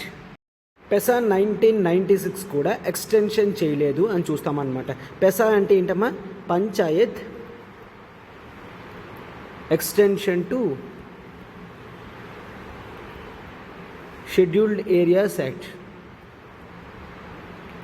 Scheduled areas act 1996 అని చూస్తాము. ఇక్కడ షెడ్యూల్డ్ ఏరియాస్ అంటే ఏంటంటే మనకి షెడ్యూల్ 5 అనేది ఉన్నది. షెడ్యూల్ 5లో ఉన్న స్టేట్స్ ఏవైతే ఉన్నాయో అక్కడ పంచాయతీని ఎక్స్టెన్షన్ చేస్తున్నాం. పంచాయతీ ఎక్స్టెన్షన్ అంటే ఏంటి, అంతవరకు కూడా నార్మల్ విలేజెస్లోనే ఉండదు. ఇప్పుడు నార్మల్ విలేజెస్ నుంచి మావోయిజంతో ఎఫెక్ట్ అయిన ఏరియాస్ కూడా panchayat extension to schedule areas ఇస్తారు. ఒకవేళ పెసా అనేవి ఇస్తే మనము జనరల్గా ఆ ఏరియాస్లో ఎక్కువ ఫ్రీడమ్ అనేది ఉంటుంది, ఎక్కువ ఫ్రీడమ్ అనేది ట్రైబల్ పీపుల్కి ఉంటుందన్నమాట. ట్రైబల్ పీపుల్కి ఎప్పుడైతే ఫ్రీడమ్ ఉంటుందో వాళ్ళు ఇటువంటి ఐడియాలజీస్కి ఫాలో అవ్వడం తగ్గిపోతుంది అనమాట. అటువంటి ఐడియాలజీస్కి వెళ్ళరు కూడాను. సో అంటే జనరల్గా మావోయిస్ట్ అనే వాళ్ళు కొన్ని కండిషన్స్ అనేవి పెట్టడం జరిగింది. ఆ కండిషన్స్ని మీరు ఫుల్ఫిల్ చేస్తేనే మేము మీతో టాక్స్కి వస్తాము అని చెప్పడం జరిగింది. ఆ కండిషన్స్ ఏంటో చూడండి అమ్మా. జనరల్గా వాళ్ళ పార్టీ ఏదైతే ఉందో ఆ పార్టీ మీద ఉన్న బ్యాన్ని ఎత్తేయాలి. అంటే lifting ban on people's liberation of guerrilla army, PLGA అంటాం, people's liberation of guerrilla army అని అంటాము. అండ్ పీపుల్స్ ఆర్గనైజేషన్, ఈ పార్టీ మీద ఉన్న బ్యాన్ని ఎత్తేయాలి. అండ్ ఆల్రెడీ జైల్డ్ మెంబర్స్ ఎవరైతే ఉన్నారో వాళ్ళ మెంబర్స్ అందరూ కూడా జైల్లో ఉన్నారు కదా, వాళ్ళందరినీ కూడా మీరు రిలీజ్ చేయాలి వితౌట్ ఎనీ కండిషనాలిటీస్. అప్పుడే మీతో వచ్చి కూర్చోవడానికి మాకు ఇబ్బంది అనేది ఉండదు, మా లీడర్స్ని మీరు వదలాలి అని చెప్తున్నారనమాట. సో ఇక్కడ జనరల్గా అండ్ నెక్స్ట్ మరొకటి ఏంటంటే సెక్యూరిటీ ఆఫీసర్స్ ఎవరైతే ఉన్నారో వాళ్ళందరూ ఇమీడియట్ బేసిస్ మీద విత్డ్రా అవ్వాలి. విత్డ్రాయల్ ఆఫ్ సెక్యూరిటీ ఫోర్సెస్ అని చూస్తాము. ఓకే, సెక్యూరిటీ ఫోర్సెస్ ఎవరున్నారో వాళ్ళందరూ కూడా విత్డ్రా అవ్వాలి అని చూస్తామన్నమాట. సో ఇవన్నీ చెప్తే గవర్నమెంట్ అనేది తన స్టాండ్ని ఏ విధంగా కూడా మార్చుకోలేదు. సో అందుకనే ఎటువంటి ప్రోగ్రెస్ కూడా జరగలేదు అని చూస్తామన్నమాట. సార్ ఇటువంటిది హిస్టరీలో ఎప్పుడైనా జరిగిందా అంటే, పాస్ట్ ఎప్పుడైనా గవర్నమెంట్ చేసిందా అంటే ఎస్, 2010లో home minister, union home minister P Chidambaram గారు ఉన్నప్పుడు సేమ్ ఇదే విధంగా చెప్పడం జరిగింది. ఏంటంటే మీరు వైలెన్స్ని వదిలేయండి, అప్పుడు మేము మీతో మాట్లాడడానికి ఓకే అని చెప్తే అప్పుడు చాలామంది అఫీషియల్స్ ఫ్రమ్ ఆ సిపిఐ మావోయిజం నుంచి బ్యూరో మెంబర్స్ వాళ్ళు ఏం చెప్తున్నారంటే అది ఎట్లాగవుతుంది, మీకు కొన్ని కండిషన్స్ అనేవి ఇస్తున్నాము, ప్రీ కండిషన్స్ అనేవి ఇస్తున్నాయి, మీరు వీటిని సాటిస్ఫై చేస్తేనే మీతో డైలాగ్లో మేము పార్టిసిపేట్ చేస్తాము అని చెప్పడం జరిగింది అనమాట. Okay, withdrawal of all out war అనేది ఫస్ట్ కండిషన్ కింద పెట్టడం జరిగింది. అంటే ఇక్కడ ఏంటి, అప్పుడు ఏం చెప్పారు, మీరు విత్డ్రాయల్ అనేది చేయాలి అంటే కేవలం మేము మాత్రమే, యూనిలేటరల్ సీజ్ ఫైర్ కాదు, అంటే మా దగ్గర నుంచి మాత్రమే కాదు, మీరు కూడా ఫైరింగ్ అనేది ఆపాలి. ఒకవేళ మేము ఫైరింగ్ ఆపిన వెంటనే నెక్స్ట్ కొన్ని డేస్కి మీరు మా మీద ఫైరింగ్ చేస్తే అది అవ్వదు కదా. సో అందుకనే ఖచ్చితంగా ఇద్దరు కూడా సీజ్ ఫైర్లోకి పెట్టాలి అని చెప్తున్నారనమాట. There should be a mutual ceasefire and there should not be any unilateral ceasefire, it should be on mutual, ఇద్దరం కూడా చెయ్యాలి అని చెప్తున్నారనమాట. ఓకే, అండ్ ఏదైతే జనరల్గా ఉన్నారో పీస్ఫుల్గా లీగల్ వర్క్ చేస్తున్నారో మావోయిస్ట్ పార్టీ, మా పార్టీ మీద బ్యాన్ ఎత్తాలి అని సేమ్ అప్పుడు కూడా చెప్పడం జరిగింది. అండ్ ఇన్ జనరల్గా గవర్నమెంట్ అనేది ఇల్లీగల్ మర్డర్స్ ఏవైతే చేస్తున్నారో, ఏమని ఎన్కౌంటర్స్ కానీ టార్చర్స్ కానీ అరెస్ట్ కానీ ఇవన్నీ చేస్తున్నారో అవన్నీ ఇమ్మీడియట్ బేసిస్ మీద ఆపాలి అని చెప్తున్నారనమాట. అప్పుడు మాత్రమే మేము మాట్లాడతాము అండ్ మా లీడర్స్ని కూడా మీరు రిలీజ్ చేయాలి. ఎందుకంటే మీతో మాట్లాడాలి అంటే లీడర్స్, పెద్ద లీడర్స్ అందరూ కూడా ఉండాలి. వాళ్ళందరూ జైల్లో ఉన్నారు, వాళ్ళందరూ ఉంటే కదమ్మా మాట్లాడగలరు, అప్పుడు కన్సెన్సెన్స్ వస్తుంది అండ్ అప్పుడు ఏ స్టాండ్స్ తీసుకున్నా కూడా అవుతుంది అని చూస్తామన్నమాట. ఓకే, అండ్ ఇది అవ్వడానికి జనరల్గా మనం ఏం చేసాం, 72 అవర్స్ అనేది వాళ్ళు నో వైలెన్స్ కూడా ప్రకటించడం జరిగింది మావోయిస్ట్ వాళ్ళు. బట్ ఇన్ జనరల్గా చూస్తే అది చెప్పిన కొన్ని రోజులకే ఆ పర్సన్ని ఆంధ్రప్రదేశ్ నుంచి గ్రే కమాండోస్ చూడండి, గ్రే హౌండ్స్ అంటాము, ఆ గ్రే హౌండ్స్ అనేవాళ్ళు ఆ పర్సన్ని చంపడం జరిగింది. వెంటనే వాళ్ళకి పీస్ టాక్స్ మీద నమ్మకం పోయింది, వెంటనే పీస్ టాక్స్ని ఆపేశారు. ఈ విధంగా ఆల్రెడీ జరగడం జరిగింది అని చెప్తామన్నమాట. ఓకే, సో పీస్ టాక్స్ అనేవి సక్సెస్ఫుల్గా రన్ అవ్వాలి అంటే ఇద్దరికి కూడా నమ్మకం ఉండాలి. మ్యూచువల్ ట్రస్ట్ అనేది చాలా ఇంపార్టెంట్. మ్యూచువల్ ట్రస్ట్ అనేది లేకపోతే ఎంత చేసినా వేస్ట్ అని చెప్తాము అన్నమాట. ఓకే, సో ఎప్పుడూ కూడా జనరల్గా ఇద్దరి సైడ్ నుంచి కూడా మ్యూచువల్ అండర్స్టాండింగ్స్ ఉండి అండ్ ఇద్దరూ కూడా ఖచ్చితంగా ఉంటేనే అవుతుంది తప్ప లేదంటే కష్టం అని చెప్పడం జరిగింది. అండ్ ఆ తర్వాత ముందు 2010కి ముందు కూడా 2004లో కూడా ఇటువంటిదే జరిగింది. 2004లో ఆంధ్రప్రదేశ్ చీఫ్ మినిస్టర్ ఎలక్షన్స్ ముందు టీడీపీ పార్టీ నుంచి చంద్రబాబు నాయుడు అనే ఒక వ్యక్తి ఉండేవారు. ఓకేనా, అతను చీఫ్ మినిస్టర్ కింద ఉన్నప్పుడు పీస్ టాక్స్ అనేవి మధ్యలో ఆగిపోయాయి. ఎందుకంటే ఒక వ్యక్తిని, ఒక నోటోరియస్ క్రిమినల్ని కిల్ చేయడం వలన పీస్ టాక్స్ అనేవి ఆగిపోయాయి. అప్పుడు జనరల్గా వాళ్ళు ఏంటి, ఒక 11 పాయింట్ చార్టర్ అనేది పెట్టడం జరిగింది. ఏంటమ్మా, 11 పాయింట్ చార్టర్. ఈ 11 పాయింట్ చార్టర్ ప్రకారం ఏంటి అంటే వాళ్ళు కొన్ని కండిషన్స్ చెప్పారు. ఏంటిని, అర్జెంట్ బేసిస్ మీద ల్యాండ్ సీలింగ్ మీద స్ట్రిక్ట్ రూల్స్ అనేవి మీరు పెట్టాలి. ఆ స్ట్రిక్ట్ రూల్స్ పెట్టినప్పుడే మేము మీతో మాట్లాడతాము. And we want separate state, అప్పుడు తెలంగాణ అనే స్టేట్ కావాలి అని 2004లో అడగడం అనేది జరిగింది. ఓకే, అండ్ ఇన్ జనరల్గా ఈ ల్యాండ్ రిఫార్మ్స్ అనేవి ఖచ్చితంగా తీసుకొని రావాలి. అండ్ ఆర్మ్డ్ యాక్షన్స్ ఇద్దరు కూడా మ్యూచువల్ సీజ్ ఫైర్ అనేది ఉండాలి. మ్యూచువల్ సీజ్ ఫైర్, ఈ మ్యూచువల్ సీజ్ ఫైర్ ఎప్పుడైతే వస్తుందో అప్పుడే మేము మీతో మాట్లాడగలము అని అఫీషియల్స్ వాళ్ళు చెప్పడం జరిగింది అనమాట. ఆ సీజ్ ఫైర్ అగ్రిమెంట్ ఏదైతే ఉందో అదంతా కూడా జనరల్గా చాలా ప్రాబ్లమేటిక్గా అయ్యింది. ఎందుకంటే వాళ్ళు చెప్పినట్టుగానే ఏం చేశారు, వచ్చి వాళ్ళ దగ్గర ఉన్న ఆర్మ్స్ అండ్ ఎమ్యునిషన్స్ అన్నీ కూడా సరెండర్ చేయడం జరిగింది. సరెండర్ చేసి మాట్లాడి వెళ్తున్నప్పుడు మళ్ళీ కొంత వాళ్ళు దాచుకున్న ఆర్మ్స్ అండ్ ఎమ్యునిషన్స్ అనేవి మళ్ళీ పట్టుకొని వెళ్తున్నట్టు మీడియా అఫీషియల్స్కి దొరికారనమాట. ఇలా దొరికిన వెంటనే అప్పుడు గవర్నమెంట్ వెంటనే వాళ్ళతో పీస్ టాక్స్ అనేది మిడిల్లోనే ఆపేసింది. ఎందుకంటే వాళ్ళు ఎంత చెప్పినా కూడా ఆర్మ్స్ని వదలట్లేదు అని చెప్పి కూడా చూస్తాము అనమాట. And mutually agreed cease fire అనేది జరగలేదు. సో ఫుల్ ఫ్లెడ్జ్డ్గా మనకి ఎటువంటి టాక్స్ కూడా కంప్లీట్ అవ్వలేదు అని చూస్తామన్నమాట. అయితే ఇన్ జనరల్గా గవర్నమెంట్ ఏం చేసింది, గవర్నమెంట్ అప్పటికే చాలామంది మావోయిస్ట్స్ని రిలీజ్ చేయడం కూడా జరిగింది అని కూడా చూస్తామన్నమాట. అండ్ నెక్స్ట్ ఇప్పుడు కూడా జనరల్గా ఏంటి అంటే గవర్నమెంట్ ఇప్పుడు రిలీజ్ చేయమని చెప్తుంది. ఆల్రెడీ ఇప్పటికే ఛత్తీస్గఢ్ జైల్లో ఎక్కువ మంది ఎవరూ కూడా లేరు అని చెప్తున్నారనమాట. Okay, so and next government కూడా ఈ పెసా యాక్ట్ని ఇంప్లిమెంట్ చేయడానికి కష్టం అవుతుంది. సో ఇమీడియట్ బేసిస్ మీద పెసా యాక్ట్ని ఇంప్లిమెంట్ చేయాలి అని కూడా చూస్తామన్నమాట. అండ్ నెక్స్ట్ వాళ్ళు ఇప్పుడు థర్డ్ కండిషన్ ఏదైతే చెప్పారో మావోయిస్ట్ పార్టీని బ్యాన్ లిఫ్ట్ చేయమని, అటువంటిది చేయడం చాలా కష్టం అని కూడా చెప్తున్నాం అనమాట.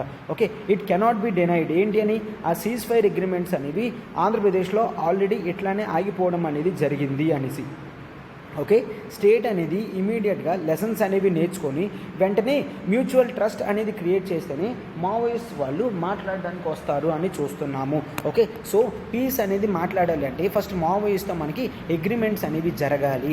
అండ్ ఒక్కసారి గుర్తుంచుకోవడమ్మా, ఈ నక్సలిజం మావోయిజం అనేవి చాలా స్టేట్కి చాలా ఇబ్బందికర ఇష్యూస్ అనమాట. ఎందుకంటే మనం కొంత పీపుల్ని సపరేట్గా, స్టేట్ పోలీస్ ఫోర్సెస్ని సపరేట్గా ఉంచాలి. వాళ్ళు అనుక్షణం వాళ్ళ గురించి వెతుకుతూ చూస్తూ ఉండాలి అనమాట. ఇవన్నీ స్టేట్కి రిసోర్సెస్లో లాస్ కాబట్టి ఇటువంటివి చేయకూడదు. అండ్ నక్సలిజం లాంటివి క్లోజ్ చేయడానికి గవర్నమెంట్ కొన్ని స్కీమ్స్ అనేవి తీసుకొచ్చింది అనమాట. ఏంటా స్కీమ్స్ అనేది ఒక్కసారి చూడమ్మా. జనరల్గా ఆ స్కీమ్స్ని SRE అంటాము, అంటే security related expenditure. Security related expenditure. ఈ సెక్యూరిటీ రిలేటెడ్ ఎక్స్పెండిచర్ ప్రకారం జనరల్గా మనం ఏం చూస్తాము, ఈ మావోయిస్టులు ఉన్న ప్లేస్లో జనరల్గా మనం ఇవి యూజ్ చేస్తాము. సో అప్పుడు మావోయిజం జనరల్గా వాళ్ళు ఎట్లా అట్రాక్ట్ చేస్తారు పీపుల్కి, గవర్నమెంట్ చూడండి మనకేమీ చెయ్యట్లేదు, మనకి ఎటువంటి ఆపర్చునిటీస్ అనేవి రావట్లేదు, ఇన్ఫ్రాస్ట్రక్చర్ కూడా రావట్లేదు అని చెప్తారు. బట్ ఈ విధంగా జరిగితే నిజంగా కష్టం కదా. అందుకని గవర్నమెంట్ ఏం చేస్తుంది, ఇన్ఫ్రాస్ట్రక్చర్ అనేది స్టార్ట్ చేస్తుంది. ఈ సెక్యూరిటీ ఫర్ రిలేటెడ్ ఎక్స్పెండిచర్లో ఇన్ఫ్రాస్ట్రక్చర్ మీద కాన్సన్ట్రేషన్ అనేది చేయడం స్టార్ట్ చేశాము. ఇట్లాంటి స్కీమ్స్ అనేవి మరింత గవర్నమెంట్ తీసుకొని వచ్చి మొత్తం టోటల్గా ఆపింది. And skill development schemes like Roshni schemes లాంటివి తీసుకొని వచ్చింది. రోషిని స్కిల్స్ అనేవి పెరిగితే అక్కడ ఉన్న పీపుల్ అనేవాళ్ళు మావోయిజం వైపు అట్రాక్ట్ అవ్వరు. వాళ్ళు ఇన్ జనరల్గా గవర్నమెంట్తో మంచిగా ఉండాలి అని చూస్తారు. వాళ్ళు నేర్చుకున్న స్కిల్స్కి మంచి జాబ్స్ వస్తాయి అని కూడా చూస్తాము అన్నమాట. సో ఈ విధమైన స్కీమ్స్ అవన్నీ తీసుకొని గవర్నమెంట్ ముందుకు వస్తుంది.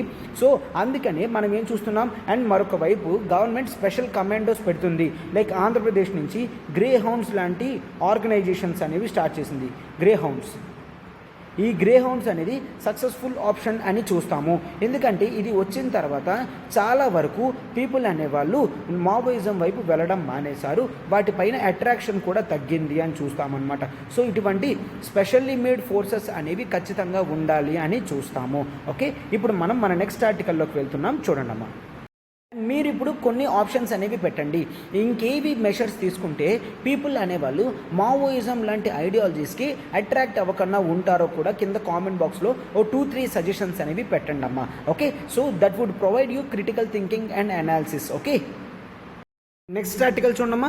Centre executes 2 orders of JNK delimitation commission అని. ఓకేనా, ఫస్ట్ డీలిమిటేషన్ కమిషన్ అంటే ఏంటో చూసి, తర్వాత జమ్మూ కాశ్మీర్ డీలిమిటేషన్ కమిషన్ చూసి, ప్రజెంట్ కాంటెక్స్ట్లో ఏంటో కూడా మొత్తం చూద్దాం. First of all let's have the look at delimitation అంటే ఏంటో. డీలిమిటేషన్ అంటే ఏంటి, పేర్లో ఉంటుంది. ఇక్కడ ఏంటి అంటే it is an act or process అంటాము. దేనికి, లిమిట్స్ని ఫిక్స్ చేయడానికి. Process of fixing limits or boundaries అని చూస్తాము. Fixing limits or boundaries. Okay, ఏదంటే ఒక టెరిటరీ ఉందనుకోండి, ఒక పెద్ద ఏరియా ఉంది. ఈ పెద్ద ఏరియాని చిన్న ఏరియాస్ కింద కన్సిడరేషన్ చేస్తాము. ఎందుకు, ఓటింగ్ ప్రాసెస్ అవ్వడానికి. అందుకే మనం ఏమంటామమ్మా, ఒక ఎంపీ కాన్స్టిట్యుయెన్సీ అంటాం, ఒక ఎమ్మెల్యే కాన్స్టిట్యుయెన్సీ అంటాం. అవునా, అంటే ఆ ఏరియా అంటే కాన్స్టిట్యుయెన్సీ అంటే డీలిమిటేషన్ కమిషన్ ఒక్కొక్క ఏరియాని ఇట్లా పీసెస్ కింద చేస్తుంది. ఆ పీసెస్ని మనం కాన్స్టిట్యుయెన్సీస్ అని అంటాము. ఆ కాన్స్టిట్యుయెన్సీస్లోనే మనం ఓటింగ్ అనేది పెడతారు అనమాట. ఎలక్షన్స్ అనేవి జరుగుతాయి. అక్కడి నుంచే పీపుల్ వాళ్ళందరూ కూడా రిప్రజెంటేషన్ అనేది ఇస్తారనమాట. ఓకే, సో అయితే జనరల్గా ఈ డీలిమిటేషన్ ఎక్సర్సైజ్ ఎందుకు చేస్తారు అంటే to have equal representation. Okay, population basis మీద చేస్తారు. ఈక్వల్ రిప్రజెంటేషన్ పీపుల్ అందరికీ, అంటే ఒక 10 lakh మెంబర్స్కి ఒకటి, 1 lakh మెంబర్కి ఒకటి, 10 crore మెంబర్స్కి ఒకటి, అట్లా చేస్తే ఈక్వల్ రిప్రజెంటేషన్ అని వస్తుంది. అండ్ నెక్స్ట్ ఆ తర్వాత జియోగ్రఫికల్ ఏరియా మొత్తం కూడా ఫెయిర్గా డివిజన్ చేసినట్టు వస్తుంది. Geographical division. So geographical divisions బట్టి కూడా లీడర్స్ అనేవాళ్ళు రిప్రజెంట్ అవుతారు అని కూడా చూస్తాము. అండ్ నెక్స్ట్ ఆ తర్వాత ప్రతి ఒక్కరికి కూడా 1 vote అనేది ఉంటుంది. ఆ 1 voteకి 1 value అనేది రావాలి అంటే ఇట్లా జరుగుతుంది అని మనం చూస్తామన్నమాట. అయితే ఈ డీలిమిటేషన్ ఎక్సర్సైజ్ అనేది ఏ విధంగా క్యారీ చేస్తారో చూడండి అమ్మా. కాన్స్టిట్యూషన్లో ఎక్కడైనా రాసి ఉందా ఏంటా అనేది కూడా మనకు టోటల్గా తెలుస్తుంది. మనకి ఆర్టికల్ 82 అనేది ఉంటుందమ్మా. ఆర్టికల్ 82 ప్రకారం పార్లమెంట్ ఎవ్రీ సెన్సస్ తర్వాత కూడా డీలిమిటేషన్ యాక్ట్ అనేది తీసుకొస్తుంది. Delimitation act. ఈ డీలిమిటేషన్ యాక్ట్ ప్రకారం ప్రతి సెన్సస్ తర్వాత కాన్స్టిట్యుయెన్సీస్ అనేవి చేంజ్ అవ్వాలి. అప్పుడే 1 vote 1 value వస్తుంది. Equal fair representation of peoples కూడా తెలుస్తుంది. అండ్ పార్లమెంట్కి ఏవైతే ఈ విధంగా ఉంటుందో స్టేట్లో కూడా ఖచ్చితంగా ఎవ్రీ సెన్సస్ తర్వాత ఇట్లా డీలిమిటేషన్ చేయాలి అని ఆర్టికల్ 170 అనేది చెప్తుందనమాట. డీలిమిటేషన్ యాక్ట్ ప్రకారం ఎవ్రీ సెన్సస్ తర్వాత డివిజన్స్ చేయాలి అని. ఓకేనా, సో ఎప్పుడైతే డీలిమిటేషన్ యాక్ట్ అనేది ఎగ్జిస్టెన్స్లోకి వస్తుందో వెంటనే యూనియన్ యూనియన్ గవర్నమెంట్ వెంటనే డీలిమిటేషన్ కమిషన్ని ఎస్టాబ్లిష్ చేస్తుంది. Delimitation commission. సరే, అయితే సెంటర్కి వేరేగా స్టేట్కి వేరేగా డీలిమిటేషన్ యాక్ట్స్ ఉంటాయంటే నో. డీలిమిటేషన్ యాక్ట్ ఎప్పుడూ కూడా కేవలం పార్లమెంట్ మాత్రమే చేస్తుంది. స్టేట్కి కావాలన్నా కూడా పార్లమెంట్ డీలిమిటేషన్ యాక్ట్ చేసి రెండూ ఒకేసారి చేస్తాయి. ఎందుకంటే స్టేట్ ఎలక్షన్స్ కూడా ఎలక్షన్ కమిషన్ ఆఫ్ ఇండియాయే చూసుకుంటుంది కాబట్టి ఒకటే డీలిమిటేషన్ యాక్ట్తో ఓవరాల్ కాన్స్టిట్యుయెన్సీస్ డివిజన్స్ అనేవి చేస్తాము. పార్లమెంట్ డివిజన్స్ చేస్తాము, స్టేట్ అసెంబ్లీ డివిజన్స్ కూడా చేస్తాము అని చూస్తామన్నమాట. ఓకే, అయితే ఫస్ట్ డీలిమిటేషన్ ఎప్పుడు జరిగింది అంటే 1951 తర్వాత సెన్సస్ జరిగింది. ఆ సెన్సస్ తర్వాత మనం చూసాము డీలిమిటేషన్ ఎక్సర్సైజ్. ఓకే, ఆ డీలిమిటేషన్ ఎక్సర్సైజ్ గురించి డీలిమిటేషన్ యాక్ట్ 1952 అనేది జరిగింది. ఆ తర్వాత 1963లో జరిగింది. ఆ తర్వాత 1973లో జరిగింది. 81లోని 91లోని సెన్సస్ తర్వాత చేయలేదు.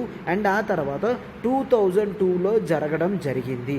అండ్ ఆ తర్వాత మనకి పర్మనెంట్గా 2026 వరకు ఫ్రీజ్ చేయడం జరిగింది. 2026 వరకు మనం డీలిమిటేషన్ ఎక్సర్సైజ్ అనేది చెయ్యము అని చెప్పడం జరిగింది. ఎందుకంటే అప్పుడు పాపులేషన్ మెషర్స్ అనేవి స్టేట్స్ తీసుకుంటారు అని. ఓకే, పాపులేషన్ అనేది పెరిగిపోతుంది. పాపులేషన్ కంట్రోల్ చేయాలి అంటే ఖచ్చితంగా ఇటువంటి మెషర్స్ ఉండాలి.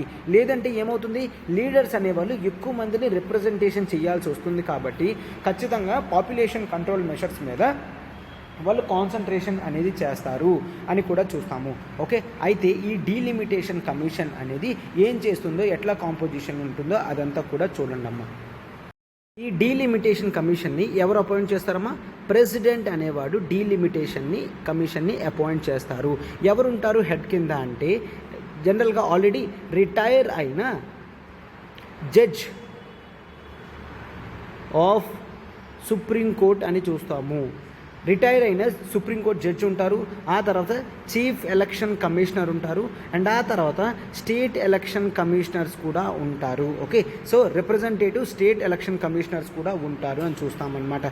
ఓకే, అండ్ వీళ్ళు కేవలం డిఫరెన్సెస్ పెట్టడమే కాదు, కాన్స్టిట్యుయెన్సీస్ డివిజన్ చేయడం మాత్రమే కాదు, ఈవెన్ SC ST కాన్స్టిట్యుయెన్సీస్ కూడా ఏముంటాయో వాళ్ళు మాత్రమే చూస్తారు.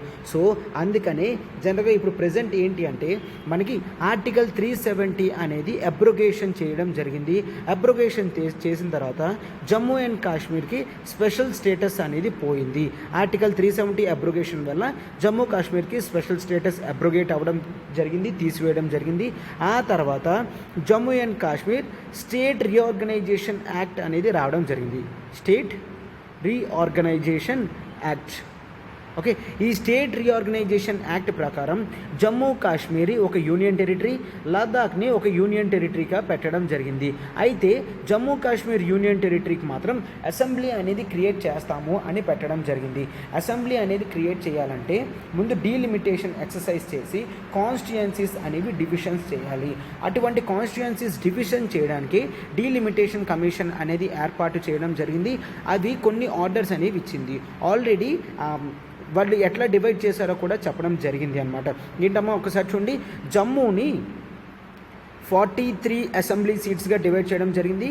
కాశ్మీర్ రీజియన్ని 47 రీజియన్స్గా చేసి టోటల్ 90 సీట్స్ అనేవి ఇవ్వడం జరిగింది. 90 అసెంబ్లీ సీట్స్ అనేవి ఇవ్వడం జరిగింది అనమాట.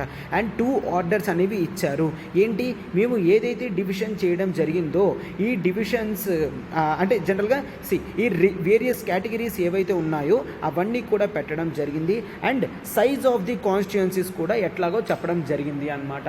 సో ఈ రెండింటి గురించి ఇప్పుడు మనకి ఆర్టికల్ వచ్చింది కదమ్మా, సెంటర్ ఎగ్జిక్యూట్స్ 2 ఆర్డర్స్ అనేసి. ఆ 2 ఆర్డర్స్ అదే అనమాట. ఓకే, SC ST కాన్స్టిట్యుయెన్సీస్ ఏవేవి ఉన్నాయి అండ్ ఆ తర్వాత size of the each constituency కూడా వాళ్ళు చెప్పడం జరిగింది అని మనం చూస్తాం ఇప్పుడు. ఓకే, ఆర్టికల్లో ఇదే డిస్కస్ చేయడం జరిగిందమ్మా. ఈ మాత్రం మనం తెలుసుకుంటే సరిపోతుంది. ఇప్పుడు మనం మన నెక్స్ట్ ఆర్టికల్లోకి వెళ్దాం. చూడండి, నెక్స్ట్ ఆర్టికల్ చూడమ్మా. Government to roll out tour of duty recruitment in the army. ఇది ఫస్ట్ టైం అమ్మ తీసుకొని రావడం. TOD అని అంటాము, టూర్ ఆఫ్ డ్యూటీ అనమాట. ఇందులో జనరల్గా ఏంటి అంటే దీంతో 4 years కోసం, కేవలం 4 years గురించి మాత్రమే ఆర్మీలో రిక్రూట్మెంట్ అనేది చేసుకుంటారు. సార్ అదేంటి అంటే హాఫ్ ఇయర్ వాళ్ళకి సివియర్గా ట్రైనింగ్ అనేది ఇస్తారు, సివియర్ ట్రైనింగ్ ఇస్తారు. అండ్ ఆ తర్వాత 3.5 years అనేది వాళ్ళు సర్వీస్ చేస్తారు. వాళ్ళు సర్వీస్లో ఉన్నప్పుడు మిగిలిన మిలిటరీ అఫీషియల్స్కి ఎటువంటి శాలరీ బెనిఫిట్స్ ఇస్తారో వాళ్ళకి కూడా సేమ్ అటువంటి బెనిఫిట్స్, శాలరీస్ అవన్నీ కూడా ఇవ్వడం జరుగుతుంది. అండ్ 4 years తర్వాత వాళ్ళు రిలీవ్ అవుట్ అయినప్పుడు ఏ లంసమ్ 10 to 12 lakh ప్యాకేజ్ కూడా ఇస్తారు అని మనం చూస్తామన్నమాట. సో ఇది జనరల్గా దేనికంటే ఎవరైతే యూత్ ఉన్నారో వాళ్ళల్లో స్పిరిట్ అనేది పెంచడానికి. జనరల్గా few people want to take army, అంటే ఆర్మీ ట్రైనింగ్ తీసుకొని ఆర్మీ సర్వీస్ కొన్ని రోజులు మాత్రమే చేద్దాము, కెరీర్ కింద ఉంచుకోకుండా ఉందాము అని చాలామంది ఇంట్రెస్ట్ మీద ఉంటారు. అటువంటి వాళ్ళకి ఇది చాలా బెనిఫిట్ అనేది చేస్తుంది అనమాట. ఓకే, 4 years సర్వీస్ గవర్నమెంట్ ఇది కూడా ఆలోచిస్తుంది. 4 years తర్వాత వాళ్ళకి ఎక్స్ట్రా బెనిఫిట్స్ వచ్చేటట్టు, అంటే మిగిలిన జాబ్ ఆపర్చునిటీస్ టైంలో కొంత రిజర్వేషన్ అనేది పెడితే చాలామంది ఇటువంటి టూర్ ఆఫ్ డ్యూటీలోకి జాయిన్ అవుతారు అని చూస్తాము అనమాట. ఓకే, సో ఎందుకు గవర్నమెంట్ ఈ టైంలో ఇట్లాంటి స్కీమ్ తీసుకొస్తుంది అంటే జనరల్గా కరోనా సిచ్యువేషన్ వచ్చిన తర్వాత ఇన్కమ్స్ ఆఫ్ గవర్నమెంట్ అనేది తగ్గిపోవడం స్టార్ట్ అయింది. ఆ ఇన్కమ్ ఆఫ్ గవర్నమెంట్ తగ్గిపోవడానికి బ్యాలెన్స్ చేస్తూ ఇలాంటి వాళ్ళని తీసుకొస్తున్నారు అనమాట. దీంతో overall capital expenditure of government అనేది తగ్గుతుంది.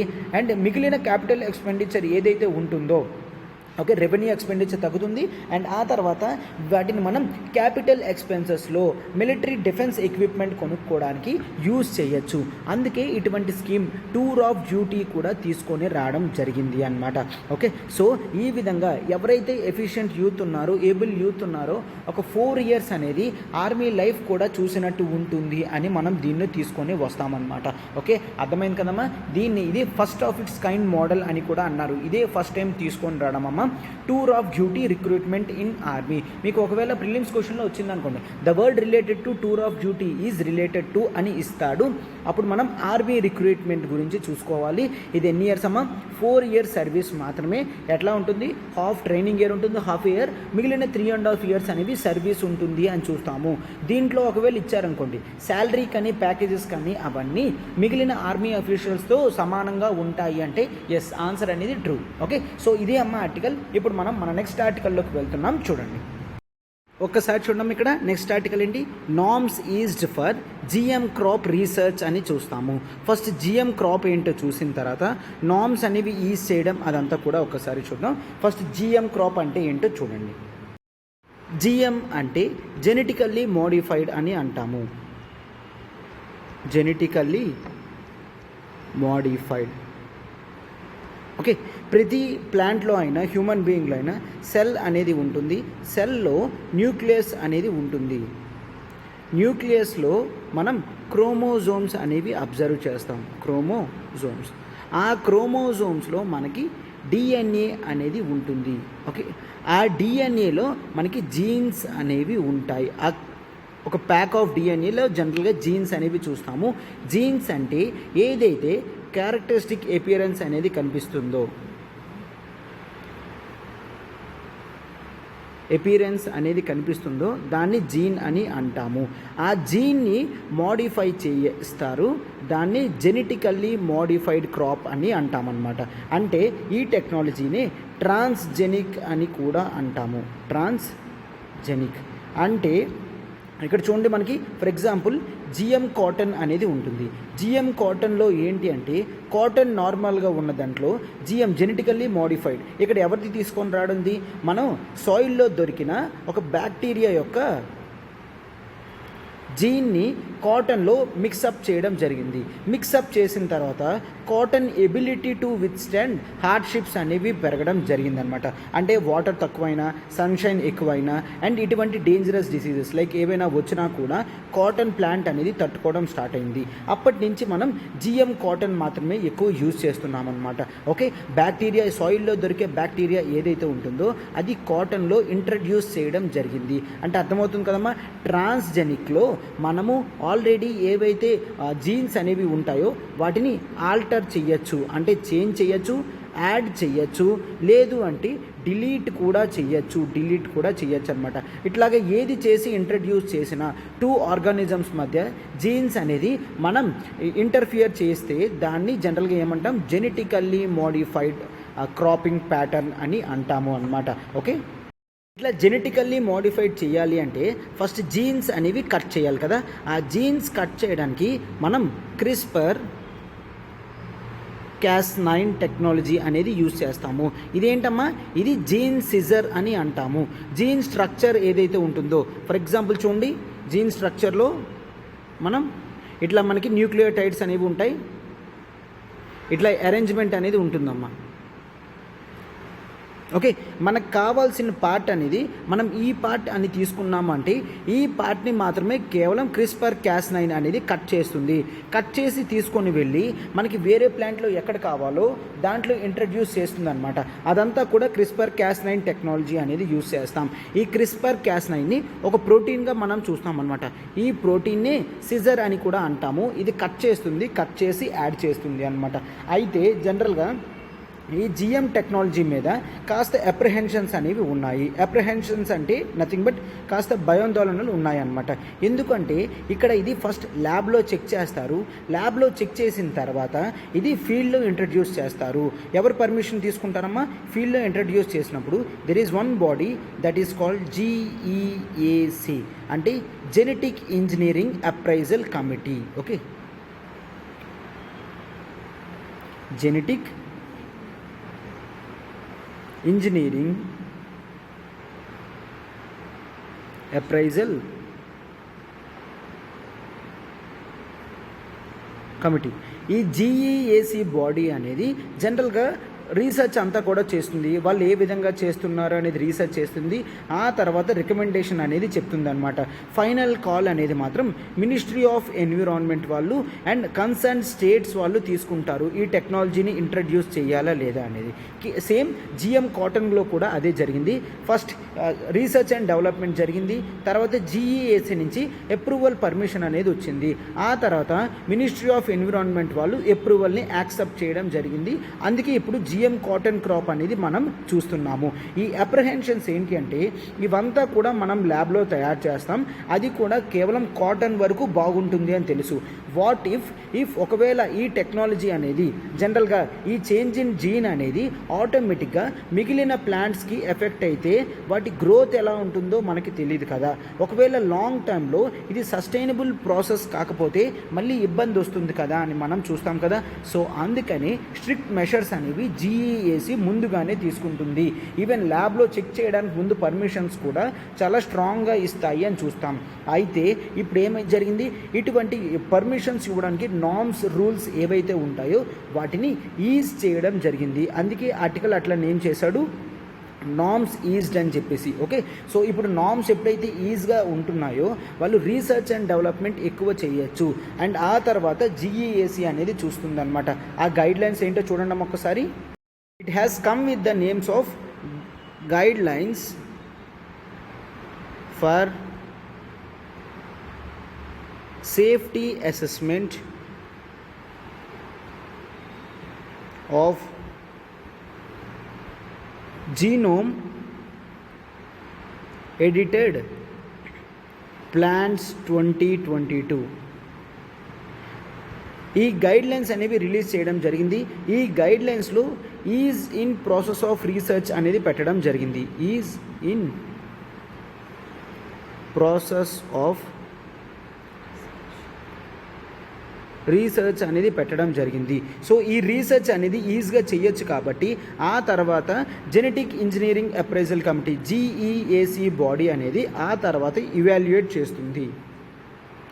ఇవాల్యుయేట్ చేసి ప్రాపర్ రికమెండేషన్స్ అనేవి మినిస్ట్రీ వాళ్ళకి ఇస్తుంది అని మనం చూస్తామన్నమాట. ఓకే, సో ఇదమ్మా అప్రోచ్. ఇదంతా కూడాను దీంట్లో సెవరల్ అప్రోచెస్ ఉన్నాయి. సో లాంగ్ టైంలో సస్టైనబుల్ ప్రాసెస్ ఇది కాదో తెలియదు కాబట్టి మనం కేవలం కాటన్కి మాత్రమే పర్మిషన్ అనేది ఇవ్వడం జరిగింది. ఆల్రెడీ GM మస్టర్డ్ అనేది ఫీల్డ్ ట్రయల్స్ అంతా కూడా అయిపోయింది. GM మస్టర్డ్ క్రాప్ ఏదైతే ఉందో దానికి ఆల్రెడీ పర్మిషన్స్ అన్నీ కూడా ఇవ్వడం జరిగింది. బట్ ఇదంతా కూడా జెనెటిక్ ఇంజనీరింగ్ అప్రైజల్ కమిటీ వాళ్ళు ఫైనల్ కాల్ ఇంకా తీసుకోలేదు. వీళ్ళు చెప్పిన రికమెండేషన్ తర్వాత మాత్రమే మినిస్ట్రీ ఆఫ్ ఎన్విరాన్మెంట్ దగ్గరికి వెళ్తుంది అనమాట. వీళ్ళకి చాలా ఇంకా డౌట్స్ అనేవి ఉన్నాయి. సార్ ఇంకెక్కడైనా వరల్డ్లో యూజ్ చేస్తున్నారా అంటే ఎస్, యూఎస్ఏలో ఆల్రెడీ చాలా వరకు జిఎం క్రాప్స్ అనేవి ఎక్కువ యూజ్ చేస్తున్నారు.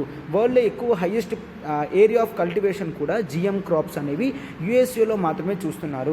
వరల్డ్ మొత్తం చూసుకుంటే India less than 5% of GM crop అనేది ప్రొడక్టివ్ ల్యాండ్లో మనకి ఉంది అన్నమాట. మిగిలిందంతా కూడా మనం న్యాచురల్ మెథడ్స్తో నార్మల్గానే యూజ్ చేస్తున్నాం తప్ప ఇటువంటి జిఎం క్రాప్స్ ఏవి కూడా మనకి లేవు. ఓకే, సో ఆర్టికల్ అంతా ఇదమ్మా డీటెయిల్గా ఎక్స్ప్లెయిన్ చేయడం జరిగింది. ఇప్పుడు మనం మన నెక్స్ట్ ఆర్టికల్లోకి వెళ్తున్నాం. చూడండి, మన ఆర్టికల్ చూడమ్మా, ఇది ఇన్ఫర్మేటివ్ ఆర్టికల్ మాత్రమే. Government reconstitutes central advisory board on archaeology.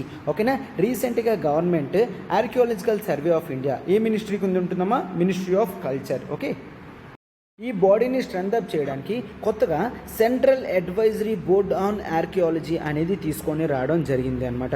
Archaeological survey of ఇండియాకి ప్లస్ ఇంకా మిగిలిన ఆర్కియాలజికల్ రీసెర్చెస్కి స్ట్రెంథన్ చేయడానికి ఈ బాడీని రీకాన్స్టిట్యూషన్ చేయడం అనేది జరిగింది అని చెప్తాం అనమాట. సో దీంట్లో జనరల్గా ఏమవుతుంది, ఆర్కియాలజికల్ సర్వే ఆఫ్ ఇండియా అనేది కొన్ని ఇండియన్ యూనివర్సిటీస్తో ఎవరైతే ఆర్కియాలజికల్ రీసెర్చెస్ చేస్తున్నారో వాళ్ళతో మిక్సప్ అనేది చేస్తుంది. అండ్ ఇంకేమైనా ఇన్స్టిట్యూషన్స్ కూడా అప్లికేషన్ బేసిస్ మీద వర్క్ చేస్తే, అంటే related to archaeological principles and other associations ఏవైనా చూస్తే వాటన్నిటినీ బ్రిడ్జ్ అప్ చేయడానికి ఈ CABA CABA central advisory board on archaeology అనేది రీకాన్స్టిట్యూషన్ చేయడం జరిగింది. ఎంతవరకు అమ్మా? 3 years వరకు ప్రస్తుతానికి దానికి నోటిఫికేషన్ అనేది ఇవ్వడం జరిగింది అనమాట. దీంట్లో ఎంతమంది ఉంటారంటే 5 persons అనేవాళ్ళు ఉంటారు. ఓకే, అండ్ ఇన్ జనరల్గా వాళ్ళ పర్సనల్ కెపాసిటీస్ మీద వర్క్ చేస్తారు. ఓకేనా, by the government of India అంటాం. And former director general of archaeological survey of India అతను ఈ నోటిఫికేషన్ రిలీజ్ చేయడం కూడా జరిగింది అని మనం చూస్తాము అనమాట. ఓకే, అండ్ అయితే ఈ ఆర్టికల్ ఇంతవరకు మనకి సరిపోద్ది. కేవలం మీకు ఇటువంటి డేటా అనేది తెలియాలి అంటే there is one board that is called central advisory board on archaeology అనేది రీసెంట్గా కాన్స్టిట్యూషన్ చేయడం జరిగింది. అండర్ జనరల్గా మినిస్ట్రీ ఆఫ్ కల్చర్ కింద ఉంటుంది కదమ్మా ఆర్కియాలజికల్ సర్వే ఆఫ్ ఇండియా. ఈ డీటెయిల్స్ అనేవి మీకు తెలిస్తే చాలన్నమాట. అది తెలియడానికి మాత్రమే ఈ ఆర్టికల్ పిక్ చేయడం జరిగింది. దీంట్లోంచి మనం నేర్చుకోవడానికి తెలుసుకోవడానికి ఏమీ ఉండదు. ఓకే, మన నెక్స్ట్ ఆర్టికల్ చూడమ్మా. RBI cuts financial year 2022 dividend pay out to centre to 30,307 crores అనేది ఇవ్వడం జరిగింది. అంటే ఏంటి, ఎవ్రీ ఇయర్ ఆర్బీఐ కొంత డివిడెండ్ పే అవుట్ అనేది చేస్తుంది సెంటర్కి. ఈ ఇయర్ ఆ అమౌంట్ అనేది 30,307 crores అనమాట. ఓకే, అసలు డివిడెండ్ అంటే ఏంటి, ఆర్బీఐ ఎందుకు సెంటర్కి డివిడెండ్ పే చేయాలి, అవన్నీ కూడా ఇప్పుడు చూద్దాం. ఓకేనా, డివిడెండ్ అంటే నథింగ్ బట్ మనం పెట్టిన ఇన్వెస్ట్మెంట్కి రిటర్న్ రావడమే డివిడెండ్ అంటాము. అంటే ఫర్ ఎగ్జాంపుల్ ఏబీసీ అనే కంపెనీలో నేను ఒక 10,000 rupees ఇన్వెస్ట్ చేశాను అనుకోండి. ఆ 10,000 rupees ఇన్వెస్ట్ చేసినందుకు కంపెనీకి ఒక 100 rupees అనేది ప్రాఫిట్ వచ్చింది. 100 rupees ప్రాఫిట్ వస్తే 100 rupees కూడా కంపెనీ ఇచ్చేది. కంపెనీ కొంత ప్రాఫిట్ అనేది ఉంచుకుంటుంది. లెట్స్ టేక్ ఒక 30 rupees ఉంచుకుంది అనుకోండి. మిగిలిన 70 rupees అనేది నాకు ట్రాన్స్ఫర్ చేస్తుంది. అంటే నేను 10,000 పెట్టినందుకు నాకు ఆ మంత్లో 70 rupees ప్రాఫిట్ అనేది వచ్చింది అని నేను కన్సిడరేషన్ చేస్తానన్నమాట. ఈ కంపెనీ ఏబీసీ అనే కంపెనీ నాకు ఏదైతే ఈ 70 rupees పే చేస్తుందో దాన్నే డివిడెండ్ అని అంటాము. అయితే ప్రెజెంట్ కాంటెక్స్ట్లో చూడండి, జనరల్గా మనం సెంట్రల్ గవర్నమెంట్ సెంట్రల్ గవర్నమెంట్ ఏదైతే ఉందో ప్రతి కార్పొరేషన్కి కూడా సెంట్రల్ గవర్నమెంట్ ఓనర్ అని చూస్తాము. అలానే ఆర్బీఐ కూడా ఆర్బీఐ యాక్ట్ ఆఫ్ 1934లో కదమ్మా స్టార్ట్ అయింది. అండ్ ఇది కూడా కంపెనీస్ యాక్ట్ కింద మాత్రమే వస్తుంది. సో ఆర్బీఐ యాక్ట్ ఆఫ్ 1934 తర్వాత స్టార్ట్ అయిన ఆర్బీఐ ఎవ్రీ ఇయర్ కూడా గవర్నమెంట్కి తన ప్రాఫిట్లో డివిడెండ్ ఇస్తుంది. సార్ ఆర్బీఐ ఏ బిజినెస్ చేస్తుంది ఆర్బీఐకి ప్రాఫిట్ రావడం అంటే, ఆర్బీఐ జనరల్గా ఇప్పుడు చూడండి repo operations, reverse repo operations చేస్తుందా, reverse repo operations repo operations చేస్తున్నప్పుడు బ్యాంక్స్ అనేవి జనరల్గా ఆర్బీఐకి ఇంట్రెస్ట్ కడతారు కదమ్మా. ఆ ఇంట్రెస్ట్ అనేది ఆర్బీఐకి ప్రాఫిట్. ఓకే, రెపో ఆపరేషన్స్ వల్ల వచ్చిన ఇంట్రెస్ట్ కానీ ఆ తర్వాత జనరల్గా మనీ ప్రింటింగ్ చేస్తుంది కదమ్మా. ఒక్కసారి చూడండి 2,000 rupees నోట్ ప్రింట్ చేస్తుంది. నోట్ మీద 2000 రూపీస్ రాసి ఉంటుంది తప్ప దాని వాల్యూ 2000 కాదు. ఆ నోట్ ప్రింట్ చేయడానికి గవర్నమెంట్కి కేవలం ఒక 30 రూపీస్ 40 రూపీస్ మాత్రమే పడుతుంది. అవునా? అంటే 30 రూపీస్ పడితే ఇంకా గవర్నమెంట్కి ఎంత ప్రాఫిట్? ఆర్బీఐకి 2000 రూపీస్లో కేవలం 40 రూపీసే పోతే గవర్నమెంట్కి 1960 రూపీస్ అనేది ప్రాఫిట్. ఓకే, ఆ ప్రాఫిట్స్ కూడా యాడ్ అవుతాయి. దాన్నే ప్రింటింగ్ అని అంటాము. ప్రింటింగ్తో వచ్చిన ప్రాఫిట్స్ కానీ ఆర్ జనరల్గా గవర్నమెంట్ దగ్గర అప్పుడప్పుడు కొంత ఇది అనే రిజర్వ్స్ అనేవి ఉంటాయి. రిజర్వ్స్ అమౌంట్స్ పెరుగుతున్నప్పుడు జనరల్గా ఆర్బీఐకి కొన్ని ప్రాఫిట్స్ అనేవి వస్తూ ఉంటాయి. ఆర్బీఐ దగ్గర ఉన్న మనీ అనేది యాడప్ అవుతూ ఉంటుందన్నమాట. సో ఈ విధంగా ఈ ప్రాఫిట్స్ అన్నీ కూడా తీసుకుంటాం. ప్రాఫిట్ అనేది వచ్చిన తర్వాత జనరల్గా ఏ కంపెనీ అయినా ఏం చేస్తుంది? ఎవరైతే ఇన్వెస్టర్ ఉంటారో ఇన్వెస్టర్కి డివిడెండ్ అనేది ఇవ్వడం జరుగుతుందన్నమాట. ఆ డివిడెండ్ ఇవ్వడాన్ని మనం దీన్ని ఈ విధంగా చూస్తాము. సేమ్ ఇక్కడ ఆర్బీఐ అనేది సెంట్రల్ గవర్నమెంట్ ఓనర్ కాబట్టి సెంట్రల్ గవర్నమెంట్కి డివిడెండ్ అనేది ఇస్తుంది అనమాట. ఈ డివిడెండ్ అనేది సెంట్రల్ గవర్నమెంట్ ఎప్పుడైతే క్రైసిస్ సిచ్యువేషన్లో ఉంటుందో అప్పుడు యూజ్ చేసుకుంటుంది. సార్ మొత్తం ఇవ్వదు కదా, కొంత అక్కడ ఉంచుకుంటుంది అంటున్నారు కదా, అలానే ఇక్కడ కూడా ఆర్బీఐ కంటింజెన్సీ బఫర్ అనేది ఉంచుతుంది.